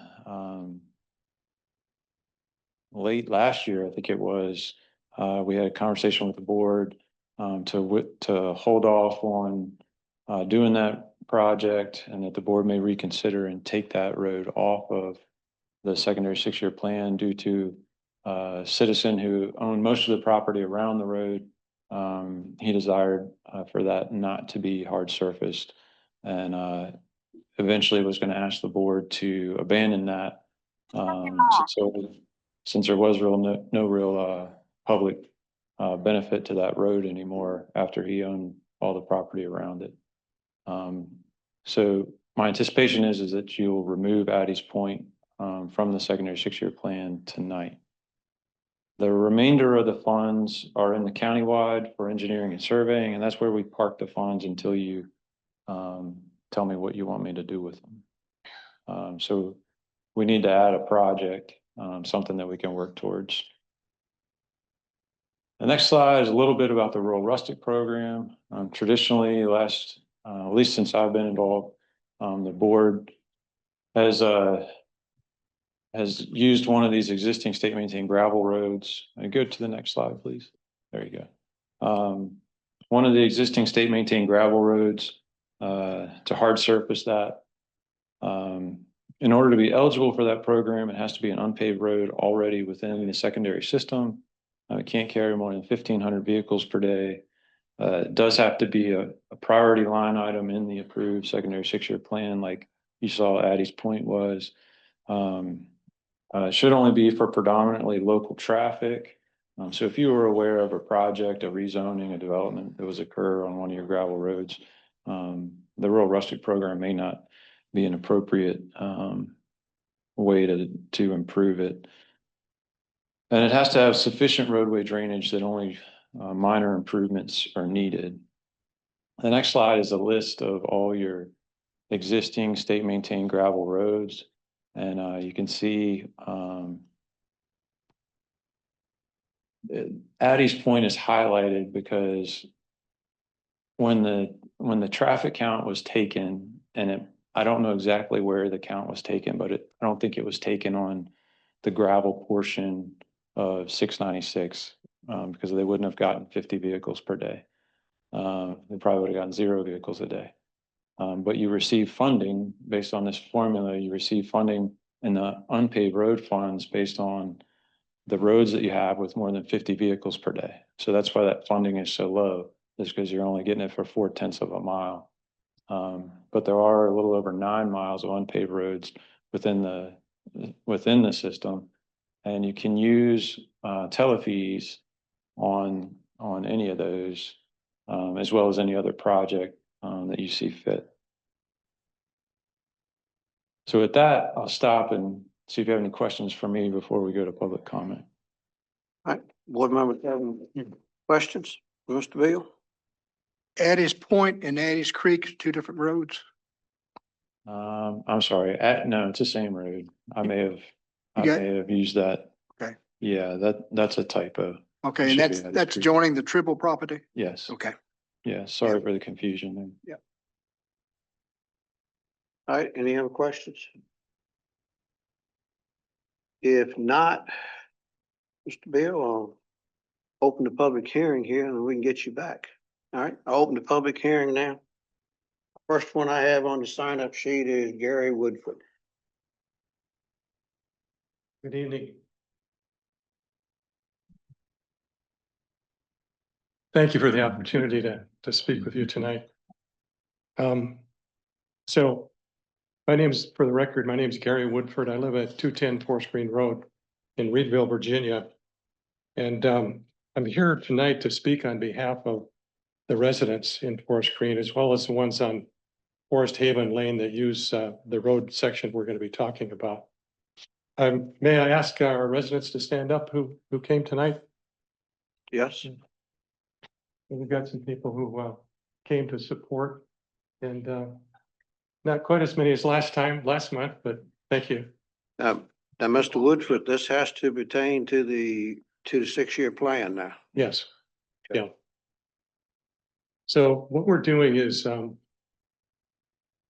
this evening, what we'd like to do is request FY26 county funding for VDOT to take over maintenance of that 1,200 feet of Forest Green Road that we talked about last month. And I won't get into those details. I think you probably recall a lot of it. Plus, I have 2 residents here that are going to follow me that would like to speak and share their personal experience. We talked about, and I'll get into funding here shortly, Mr. Haney. But just a reminder, the cost estimates from VDOT for this road are $100 to $120 per foot. That's a standard fee for this kind of road. And then there was a design cost of $10,000 that we got from Mr. Philip Keyser. This may seem high for 1,200 feet of road. I think it reflects the increased cost of materials Putting it into context, I was able to get some data from Todd Thomas, our Commissioner of Revenue. And the total taxes we've paid over the years that we've been struggling with this road section is almost $795,000. And we're not complaining, everyone pays taxes, but I just mention it to put things in perspective, if the cost per construction seems high to you. But getting into the funding sources, the first three I want to identify would come from the secondary 6-year plan. And as Mr. Beal just pointed out, there's over $24,000 in telefees that would become available July 1st. And they can be used, as he said, for almost anything. And so we're asking this evening that as I go through these 4 possible sources of funding, this would be the first one, that you would consider this as a possible funding source for Forest Green Road. The second funding source that we'd like you to consider is the $93,000 that's been allocated to Addie's Point. As Mr. Beal said, it's no longer desired. It's a project that is no longer needed, and VDOT plans to take it off at your direction. And so for this second funding source, our request tonight is that we ask the board to reallocate those funds to Forest Green Road. The third of the three, again, in the 6-year plan, is the $44,000 that Mr. Beal said is parked in the countywide engineering survey section of the plan. And again, these are pre-FY26 dollars. They're dollars available now. We're asking that you prioritize Forest Green over the rural rustic roads that are in that program, rural rustic road program. And the reason for that is I have an engineering background, so I kind of tend to analyze things, but 7 of those roads are dead ends. Their average length is 0.4 of a mile. 15 of the 14 roads, the average length is 0.6 of a mile. We're asking for help on a little over 0.2 of a mile. And this would be paving roads that are not problematic. It's just paving roads that already meet VDOT standards. And so our request is that you would prioritize Forest Green over those roads because citizens have a need versus something that's nice to do. And so the fourth source of funding would come from us. We've met as a road committee and sent a letter out to our residents, and we've asked for annual funds that we do each year, and for road maintenance, we typically get about $4,300. It's not a lot, but it's all we have, with the exception of we have some money in a rainy day fund for fallen trees and stuff like that. If construction could be done this fall, if the county were to approve this, we would contribute those $4,300 to the county. We hope that would be more, maybe up to 5,000. We don't know. I expect that they would become available July 1st. We should have everybody's response by July 1st. If not, then we would have to retain the funds for our continued attempts at maintaining this section of road. In closing, if you were to get similar requests, I was talking to a gentleman this evening, requests similar to ours, and you may not, I don't know. It may be something you want to consider in your budget planning in the future. But we would like to suggest as a policy for the board, and maybe you already have a policy, I don't want to be presumptive, but that if citizens come to you and they want asphalt over gravel, just because they like asphalt, we think the answer should be no. But if they come to you with a problematic road they've been struggling with for years, we think, and not just us, but any citizens, we think that your answer should be, if we have the funds, we'll try to help you. And I think that tonight, what we've tried to do is show you that the funds are available. All of the 4 sources I talked about, they're more than enough to fund the Forest Green Road project. We'd like to work with you hand in hand. We'd like to combine county funds with ours. Again, it's not much, but it's sort of a matter of the heart versus a lot of money. We'd like to complete it this fall and we look forward to hearing from you. The county administrator's office has my contact information. Okay. So I want to thank you for the time and for all you do. I've listened here tonight and you guys have a lot on your plate. I really appreciate it. Thank you for your comments. If I may, could I give this to Cadlock for Yes, entering into the Yes, record? sir. You can Just a certainly can. copy of my, it includes a sir. letter we sent to residents as well. okay, Thank you. all right. Next person is, Mr. Shaw. I want to remind everybody there's a 4-minute time period. Okay, I'll do a quickie. Make one more point maybe to help our cause. Maybe I'm too close to that. This neighborhood, I'm with Gary, live in the same neighborhood. My name is Mark Smith, 907 Forest Green Road. The neighborhood, was there in the early 60s, you know, way before many of the other neighborhoods in this county. And, probably way before good county records and DOT rules. So I'm feeling like somehow this particular neighborhood got left out. Because the road actually serves our neighborhood, which is 22 houses. It really serves about 30 houses. It comes in, we're just asking for that first part to be done, as Gary said. You come into this road off of Loxley Hall, and then there's about another half a dozen houses to the right, which aren't part of our really neighborhood. And then and if you cut through our neighborhood, it feeds another neighborhood, which is like a cut through. So it's pretty much serving about 30 houses. So I just feel like it got left out somehow because don't ask me why. I've been taking care of the road for 20 years with my backhoe and my tractor. So my tractor's, you know, I mean, yeah, you know, the cost of that. I haven't collected a dime for that. Diesel fuel and everything else. So I'm just throwing this point out there that basically, you know, just like he said with the taxes, I just feel like somehow the records, you know, in other neighborhoods get put in and they get their road. But somehow nobody ever said anything about this particular road with all these houses back there. I mean, there's a lot of roads. I've done work around the county where there's, you know, you got a pretty nice road going back there, 3 or 4 houses or a nice development. This actually, a little piece of road doesn't go all the way through our development, but it actually feeds, like I said, 6 over here, 22 here, and you cut through and there's another, you know, half a dozen.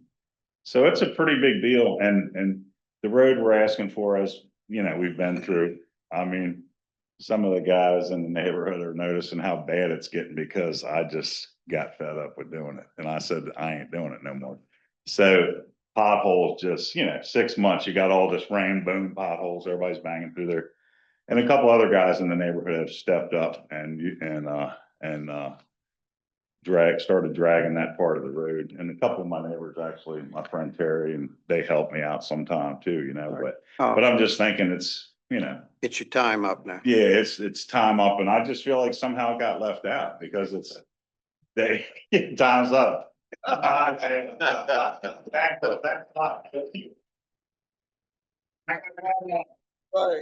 right, Mark Smith.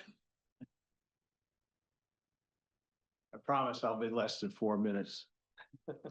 Good evening. My name is Mark Bershaw. I reside at 237 Forest Green Road. I'm a lieutenant with the Fairfields Fire Department and have been so for 15 years. I would like to speak for a moment about emergency response for EMS, Sheriff's Office, and fire rescue. When responding to life and property situations, it is imperative that our response routes are as easy to travel as possible. It is an issue on certain roads due to size and surfaces. I have driven our fire apparatus on a large percentage of Northumberland County roads over the 15 years. I am here to report to you that Forest Green Road is by far one of the most challenging and in the worst condition, public and private, that we encounter. All of the 3 departments, oh boy, hold on. All of the 3, I'm sorry. All of the three departments maintain large and very expensive equipment that is used to protect all of our citizens and visitors to Northumberland County. For instance, a new fire engine today, one fire engine is approaching $1.4 million.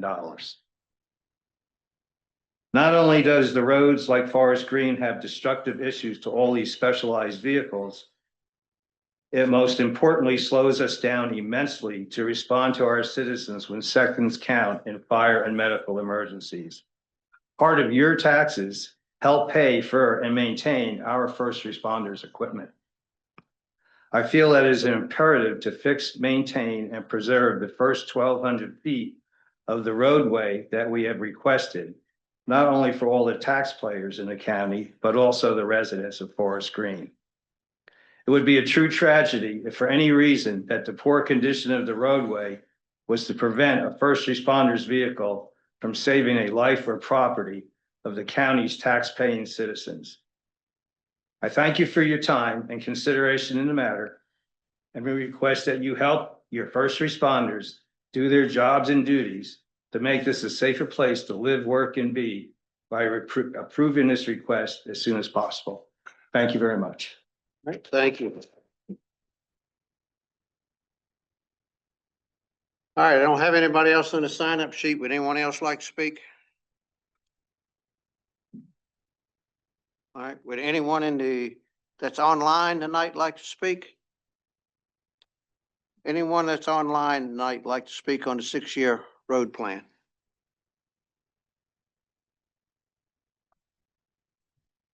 Got any on? All right, ask one more time. Would anybody that's online tonight like to speak about the 6-year road plan?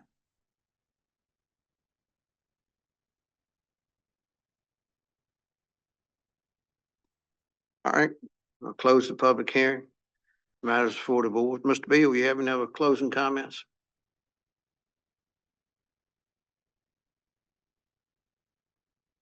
Do you want me to comment on? Why don't you ask questions? All right, I got a question. Yeah. Go ahead, Jim. You mentioned before that the road needed to be unpaved, which Forest Green does qualify for, but then it needed to be in the secondary system already. Yeah, so the rural rustic, there's two programs. The rural rustic program is what we use to hard surface existing state maintained roads. Rural addition program is what we would use to bring a road into the system that's not in the system.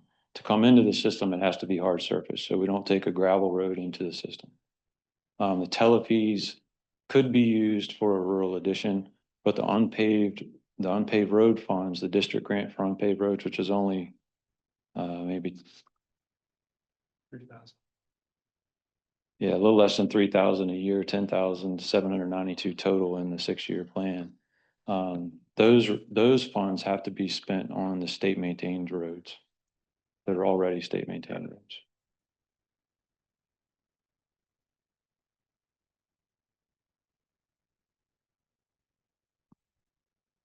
That's still not part of the 6-year plan then. The rural addition, it would be if you added it. So we would, just like Addie's Creek was on here, we could do an estimate for whatever it is you want to do. And then we would add that line item in here. When we add it, we have to say how it's funded within the 6-year plan. So we would show whether it was all telefees or telefees and unpaved road funds or telefees, unpaved road funds, and local contribution. All that would get added in there. So we'd have an estimate, and then we'd show how all the funding breaks out in the 6-year plan to how we're going to deliver that project within the 6 years. And just to make sure I heard you right, that road would already have to be paved to be added in, or no? In order to come into the system, the road has to be paved. So if the way that would work if we wanted to do a rural addition, we would take the road into the system with resolution saying that the right of way was guaranteed, drainage easements, and then as soon as we take it into the system, we use the construction funding to hard surface it. So that by the time the project is complete, the road is paved and in the system. Okay. So it's a package deal. The unpaved road comes into the system with the funding to hard surface it.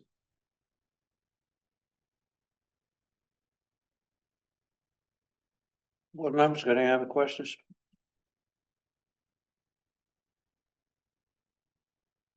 $93,000 is going to become available if we kick out the Addie's Point / Creek Road. Is that right? Yeah, it's $93,245. That would be the tele fees. I'm sorry. $81,663 in tele fees and $13,337 in district grant would become available. And then you have $44,253 in tele fees that's just sitting in the countywide. And then come July, you have an additional $24,451 in tele fees that becomes available. As Mr. Woodford was talking, I was kind of adding things up in my head, and What was the estimated cost of the project on Forest Green? using Mr. Woodford's estimate, I think you were at 120. 120 to 100. Yeah, 120 How to did you come up with 140. that? Why should we 1,200 trust your estimate? 1,200 feet times $100 to $120. So Mr. Woodford and I have talked several times over the last couple of months.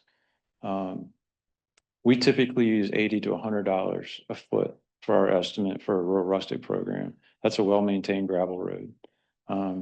So when he asked me for an estimate, I just used the assumption that $100 to $120 a foot, because we're going to have more gravel to add, a little more ditch work to do, because we got to take a poorly maintained gravel road into a good gravel road, and then we got to hard surface it. Some things that we haven't done yet. The right of way was dedicated when the road was built. So the right of way isn't necessarily an issue.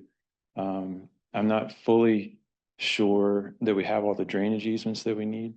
So if the board is considering adding forest green, I think a commitment from the community would be to provide any necessary drainage easements that we would need to drain the road. Because I don't think there would be funding. I don't think you'd have enough funding to go through a right-of-way phase to procure easements in addition to the construction funding. And that's something we still need to go out there and walk it and shoot some grades and see where the water's going.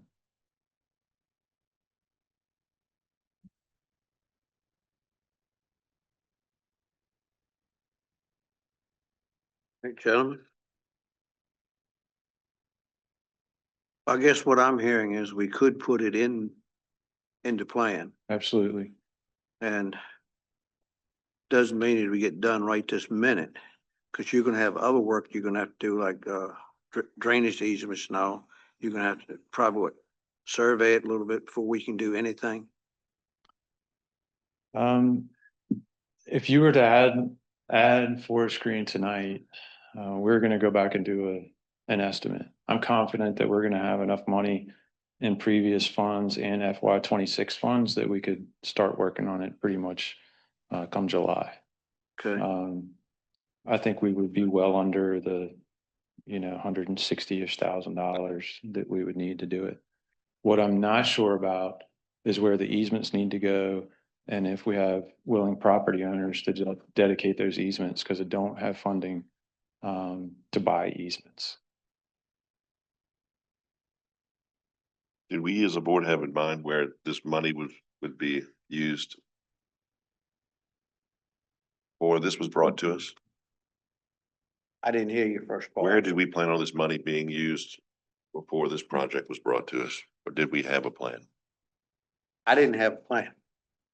Really.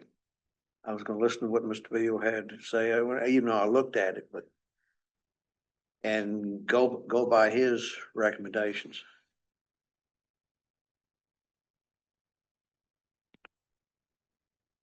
One other thought I have, and just give you some perspective from what I heard tonight. We haven't done any traffic counts on Forest Green. But they said there were 30 houses this segment of the road serves. So it obviously meets a public benefit. It's eligible to come into the system. if I were a design engineer designing a road for 30 houses, I would use about 10 vehicle trips per day per house. So 30 times 10 is 300. So if you put 300 vehicles a day on a gravel road and you don't maintain it, you're gonna have problems. So you can see on the list that you have there, well, we know Addie's Creek Road, that number is not right. But that's what our records show. So on all those roads that you have left, you have between 2 and 40 vehicles a day. And you have VDOT, maintaining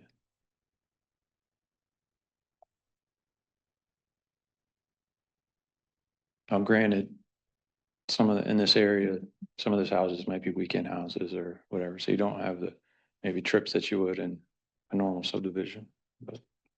Gentlemen, I'll tell you what, I wouldn't mind seeing, bring this road into the plan.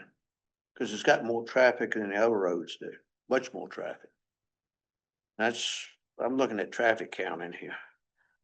So I think we ought to bring it into the plan.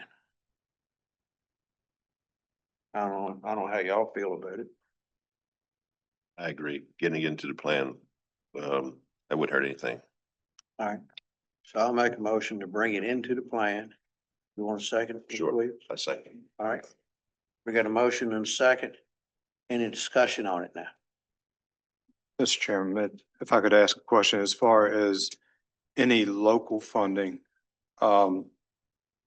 is any local funding being required by placing that in the plan? And you had mentioned, the fact about the easements as well. Yeah, I mean, I think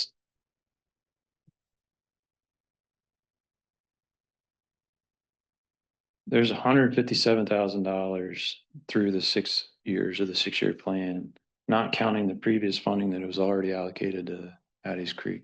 So there's plenty of money to do this job. The question is, how soon do you want it done?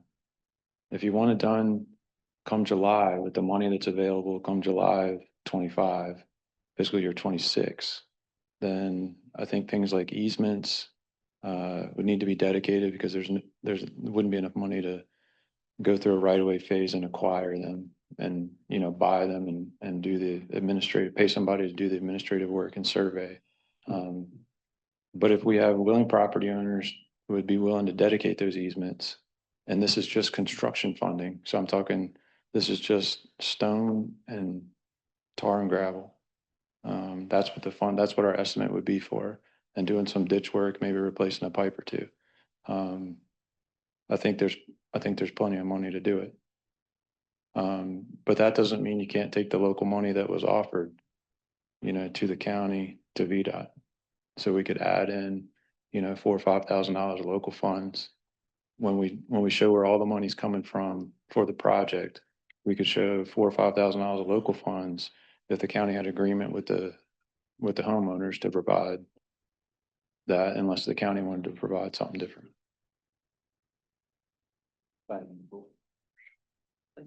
So there's no new county money, is what you just said. I'm sorry. So there's no new county money. Not unless you write the check. Times are tight. I understand. We got a check. All right. Any other comments? But it could be that if we do the estimate and it costs more than I think it will, it gets pushed out another year until another year's worth of funding becomes available. I don't think that's the case, but that would be the worst case. All right. All right. Still have a motion here. Any other discussion? If not, all those in favor say aye. Aye. Aye. All those against? All right. Let's put that in the 6-year plan then. Okay, so the motion was to add forest green. Add forest green into the 6-year plan. We need to do something with Addie's Creek if that's still the All right. desire. What's the opinion of the board on Addis Creek? Get rid of it. Get rid of it? Yep. All right, motion to do that? Yes, I'll make the motion. All right, I got a motion, I have a second. All right, got a motion and a second, any other discussion? If not, all those in favor say aye. We're taking the Addis Creek out. Okay. And we put forest green in. And that was 2/10 of a mile. About So- 2/10 of a mile. 2/10. Of forest green. Yeah, 2/10 of a mile. Okay. All right. What else do you need now, Mr. Bill? I think that's it. We'll prepare the estimate. We'll give you a resolution that adds forest green for your next meeting. And I'll ask Mr. Tadlock to sign off that you approve the plan as amended with the addition of forest green and the removal of Okay. Addis Creek. So All that's right. it. Yes, sir. All right, thank you, sir. All right, thank you all. Thank you.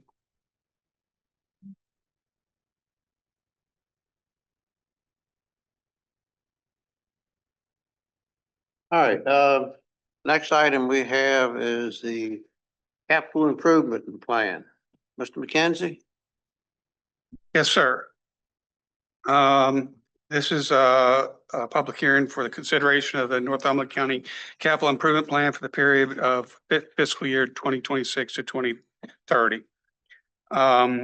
The Planning Commission on their April 17th meeting held a public hearing.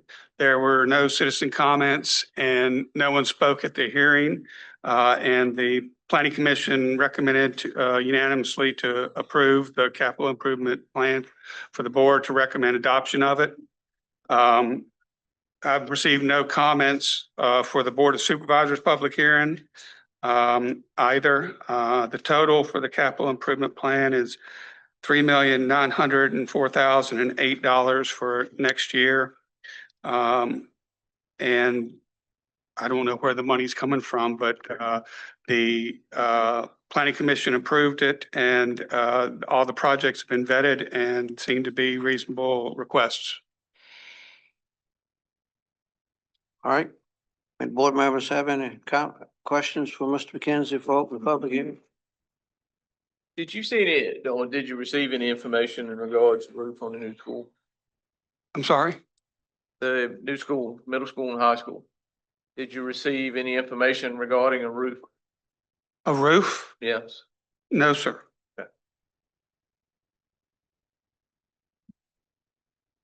The projects for the school was the playground at the elementary school, 2 new buses, mold mitigation at the school board office, and well replacement for the middle school, high school. Those are the only projects we received. How much was the playground? I'm sorry? How much was the playground? Well, They don't need to mow. the Building doesn't belong. $551,341 was the estimate that we received. All right, any other questions?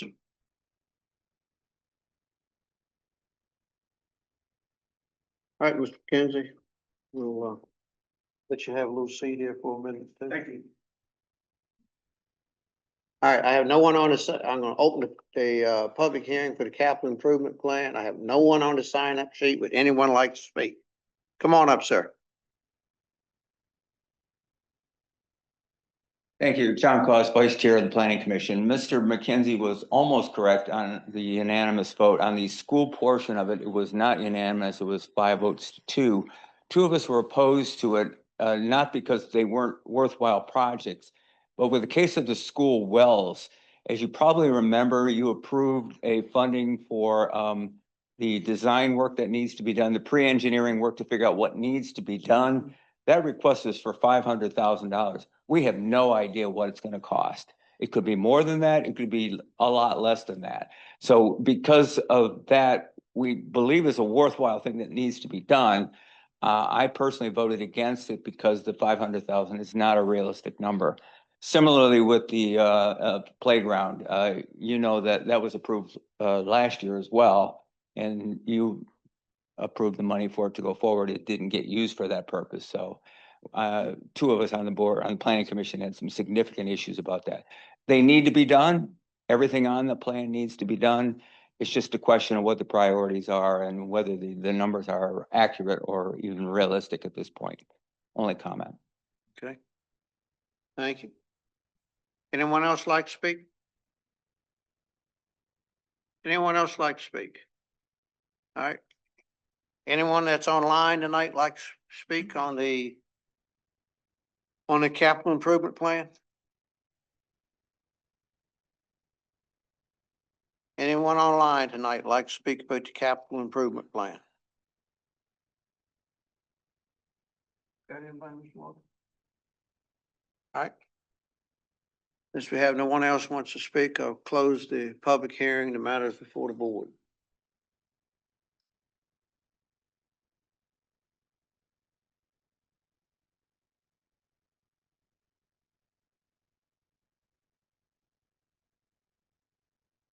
Gentlemen, you have any idea what y'all may want to do? I mean, it's approved based on funding. Right. Yeah, it's approved based on funding. Okay. And we gotta have the funding before we can do it. Right, but we need to, And we gotta go through our budget before we can see if we have any extra funding. Oh. And We can approve it yeah. based on funding. it being presented. Isn't that right, Mr. Tadlock? I'm sure if it's that important, we'll find the money somewhere. This is just basically approving the plan. It's not approving the funding for those specific items. Make a motion, Mr. Williams. I will. All right. I move that we approve. All right, got a motion and a second. Any other discussion? If not, all those in favor say aye. Aye. All those against? All right, we have approved the plan then. All right. Mr. McKenzie, thank you for that too. We have no more public hearings. Only thing left we have is to convene and close meeting. Would you like the motion? Yeah, take a motion, Mr. Tadlock. Need a motion that the Northumberland County Board of Supervisors convene and close meeting pursuant to Virginia Freedom of Information Act, Section 2.23711A3 for the discussion of consideration of potential acquisition of real property for a public purpose or the potential disposition of publicly held property where discussion in open meeting would adversely affect the board's bargaining position or negotiating strategy. Section 2.23711A7 for consultation with legal counsel and or staff pertaining to specific legal matters where such consultation or briefing in open meeting would adversely affect the board's negotiating or litigating posture. Section 2.23711A8 for consultation with legal counsel employed or retained by a public body regarding specific legal matters requiring the provision of legal advice by such counsel. Section 2.23711A29, discussion of the award of public contract involving the expenditure of public funds, including interviews of bidders or offers, and discussion of the terms or scope of such contract, where the discussion in open session would adversely affect the bargaining position or negotiating strategy of the public body. Invited to attend the closed meeting as necessary are the county administrator, county attorney, assistant county administrator, as they are deemed necessary, and their presence will reasonably aid the board in its consideration of the topics to be discussed pursuant to Virginia FOIA Section 2.23712F. All right, Motion approved. do I have a motion, gentlemen? Motion and a second. All those in favor say aye. Aye. Aye. All those against. Ladies and gentlemen, we will be in closed meeting now.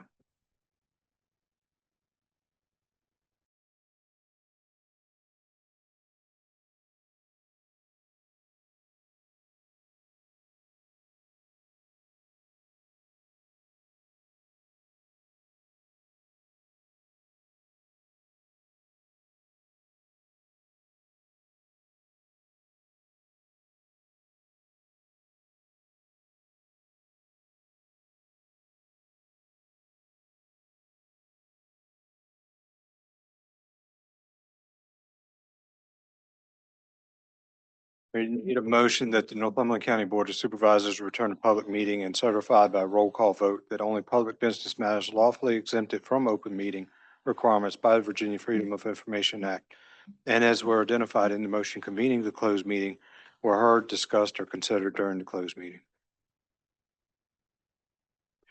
All right, motion, gentlemen. So move. Second. Motion second. Roll call vote. Mr. Williams. Aye. Mr. Long. Aye. Mr. Brand. Aye. Mr. Fisher. Aye. Mr. Haney, aye. All right, now we're back in the open meeting. Action. What you want first? All right, board want to consider the EVB paint bids first. Paint bid that was, Stratus for $18,500. Yeah. Whoever wants to make the motion. I'll make a motion. All right. And what was that company name again? Stratus. Stratus painting Stratus, yeah. contract. I lost the I name. think the amount was, in the amount of $18,500. 18. That's correct. Yeah. All right, got a motion, have a second? All right. Motion second, any other discussion? If not, all those in favor say aye. Aye. All against? All right. Next, we have the quote for the unit over here. That's what what is it, IT unit? It's the IT IT office unit. HVAC unit. Yes, sir. From 7F for 10,304.81. Motion to approve that. Second. Got a motion and a second. Any other discussion? If not, all those in favor say aye. Aye. All those against? All right, All right. next is the land deal. If you don't mind, Hold on, if you've got, somebody had something. yeah, the next, if you don't mind, if we could do the supplemental appropriation for the HVAC unit to line item 4302-3004 in the amount of $10,304.81. Motion to approve the supplemental appropriation. Second. All right, got a motion to second. Any other discussion? If not, all those in favor say aye. Aye. Aye. All those against? Now, in the land deal, we need to authorize Mr. Gregory to, I guess, talk to her about the 62. Yes, sir. I'd recommend a motion to authorize county administrator and the county attorney to follow up with the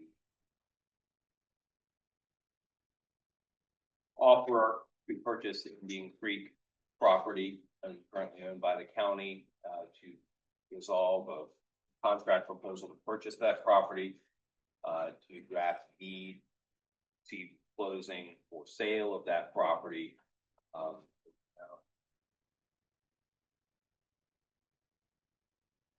Right. Well, Mr. Gregory made a motion. I requested him. We can use his wording. All right, who wants to make the motion? So moved. All right, second. All right, we got a second somewhere. All right, any other discussion? If not, all those in favor say aye. Aye. All those against? All right, For the record, Mr. Chairman, the board have already conducted a public hearing on that. yes. Sale of public properties to that.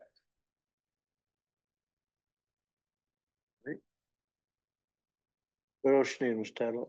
Just the opioid, Opioids, Yes, sir. Mr. Chairman, members of the board, I would request a motion to approve a settlement in the ongoing opioid litigation recommended by Sanford, Heisler, Sharp, and Knight, outside litigation counsel. Settlement, Henry Shine, who are defendants, one of the defendants in that case, to approve the settlement and which will result in a payment to the county. Minimal amount. I don't know, off the top of my head, $588,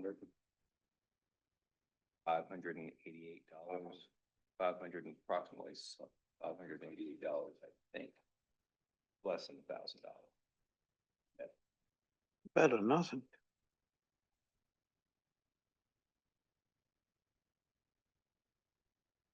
But we just need your authorization for Mr. Tadlock to execute that settlement agreement. So moved, gentlemen. So moved. All right, we got a motion and a second between somebody. Second. All right. All those in favor say aye. Uh, Aye. All those against? What else you need? I think that's it. If the board would like to discuss setting a work session for the budget next week, if y'all would like. We need to get something set, John. put on your calendar the last week of May. That Wednesday, right on through the weekend, I'm gone. Last week in May, Yep. our week, No, from that Wednesday. 28th on. Oh, yeah. All right, Memorial Day is 26th. That's a holiday. You don't have much time in there. Can we set one for next week? Ours is 9th. 14, 15. 14, 15 ain't working out so good. Huh?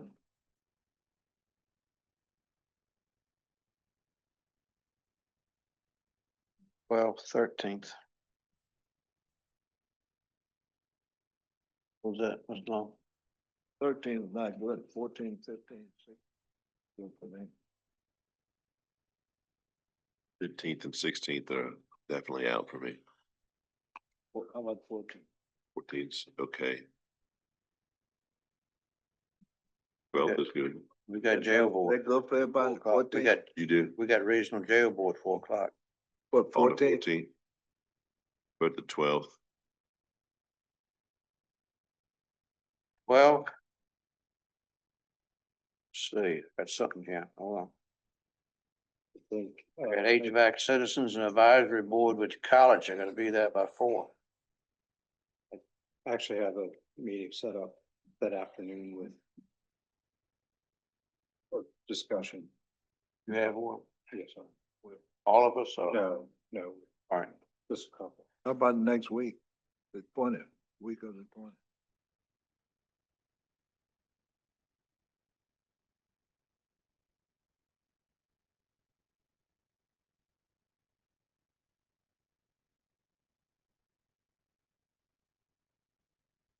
So you out of town at 26th, Jimmy?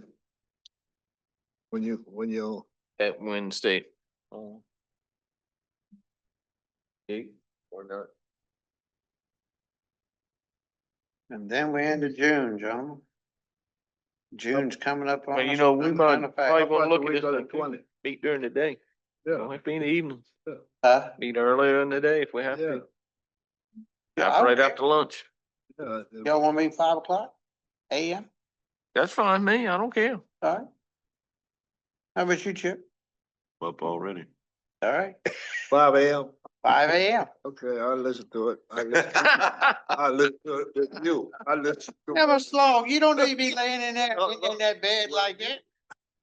So how about on the 14th, earlier in the day? Is that doable? Do it with me, as long as I can get there by 4 o'clock. 14? We can do anywhere from 12 to 2.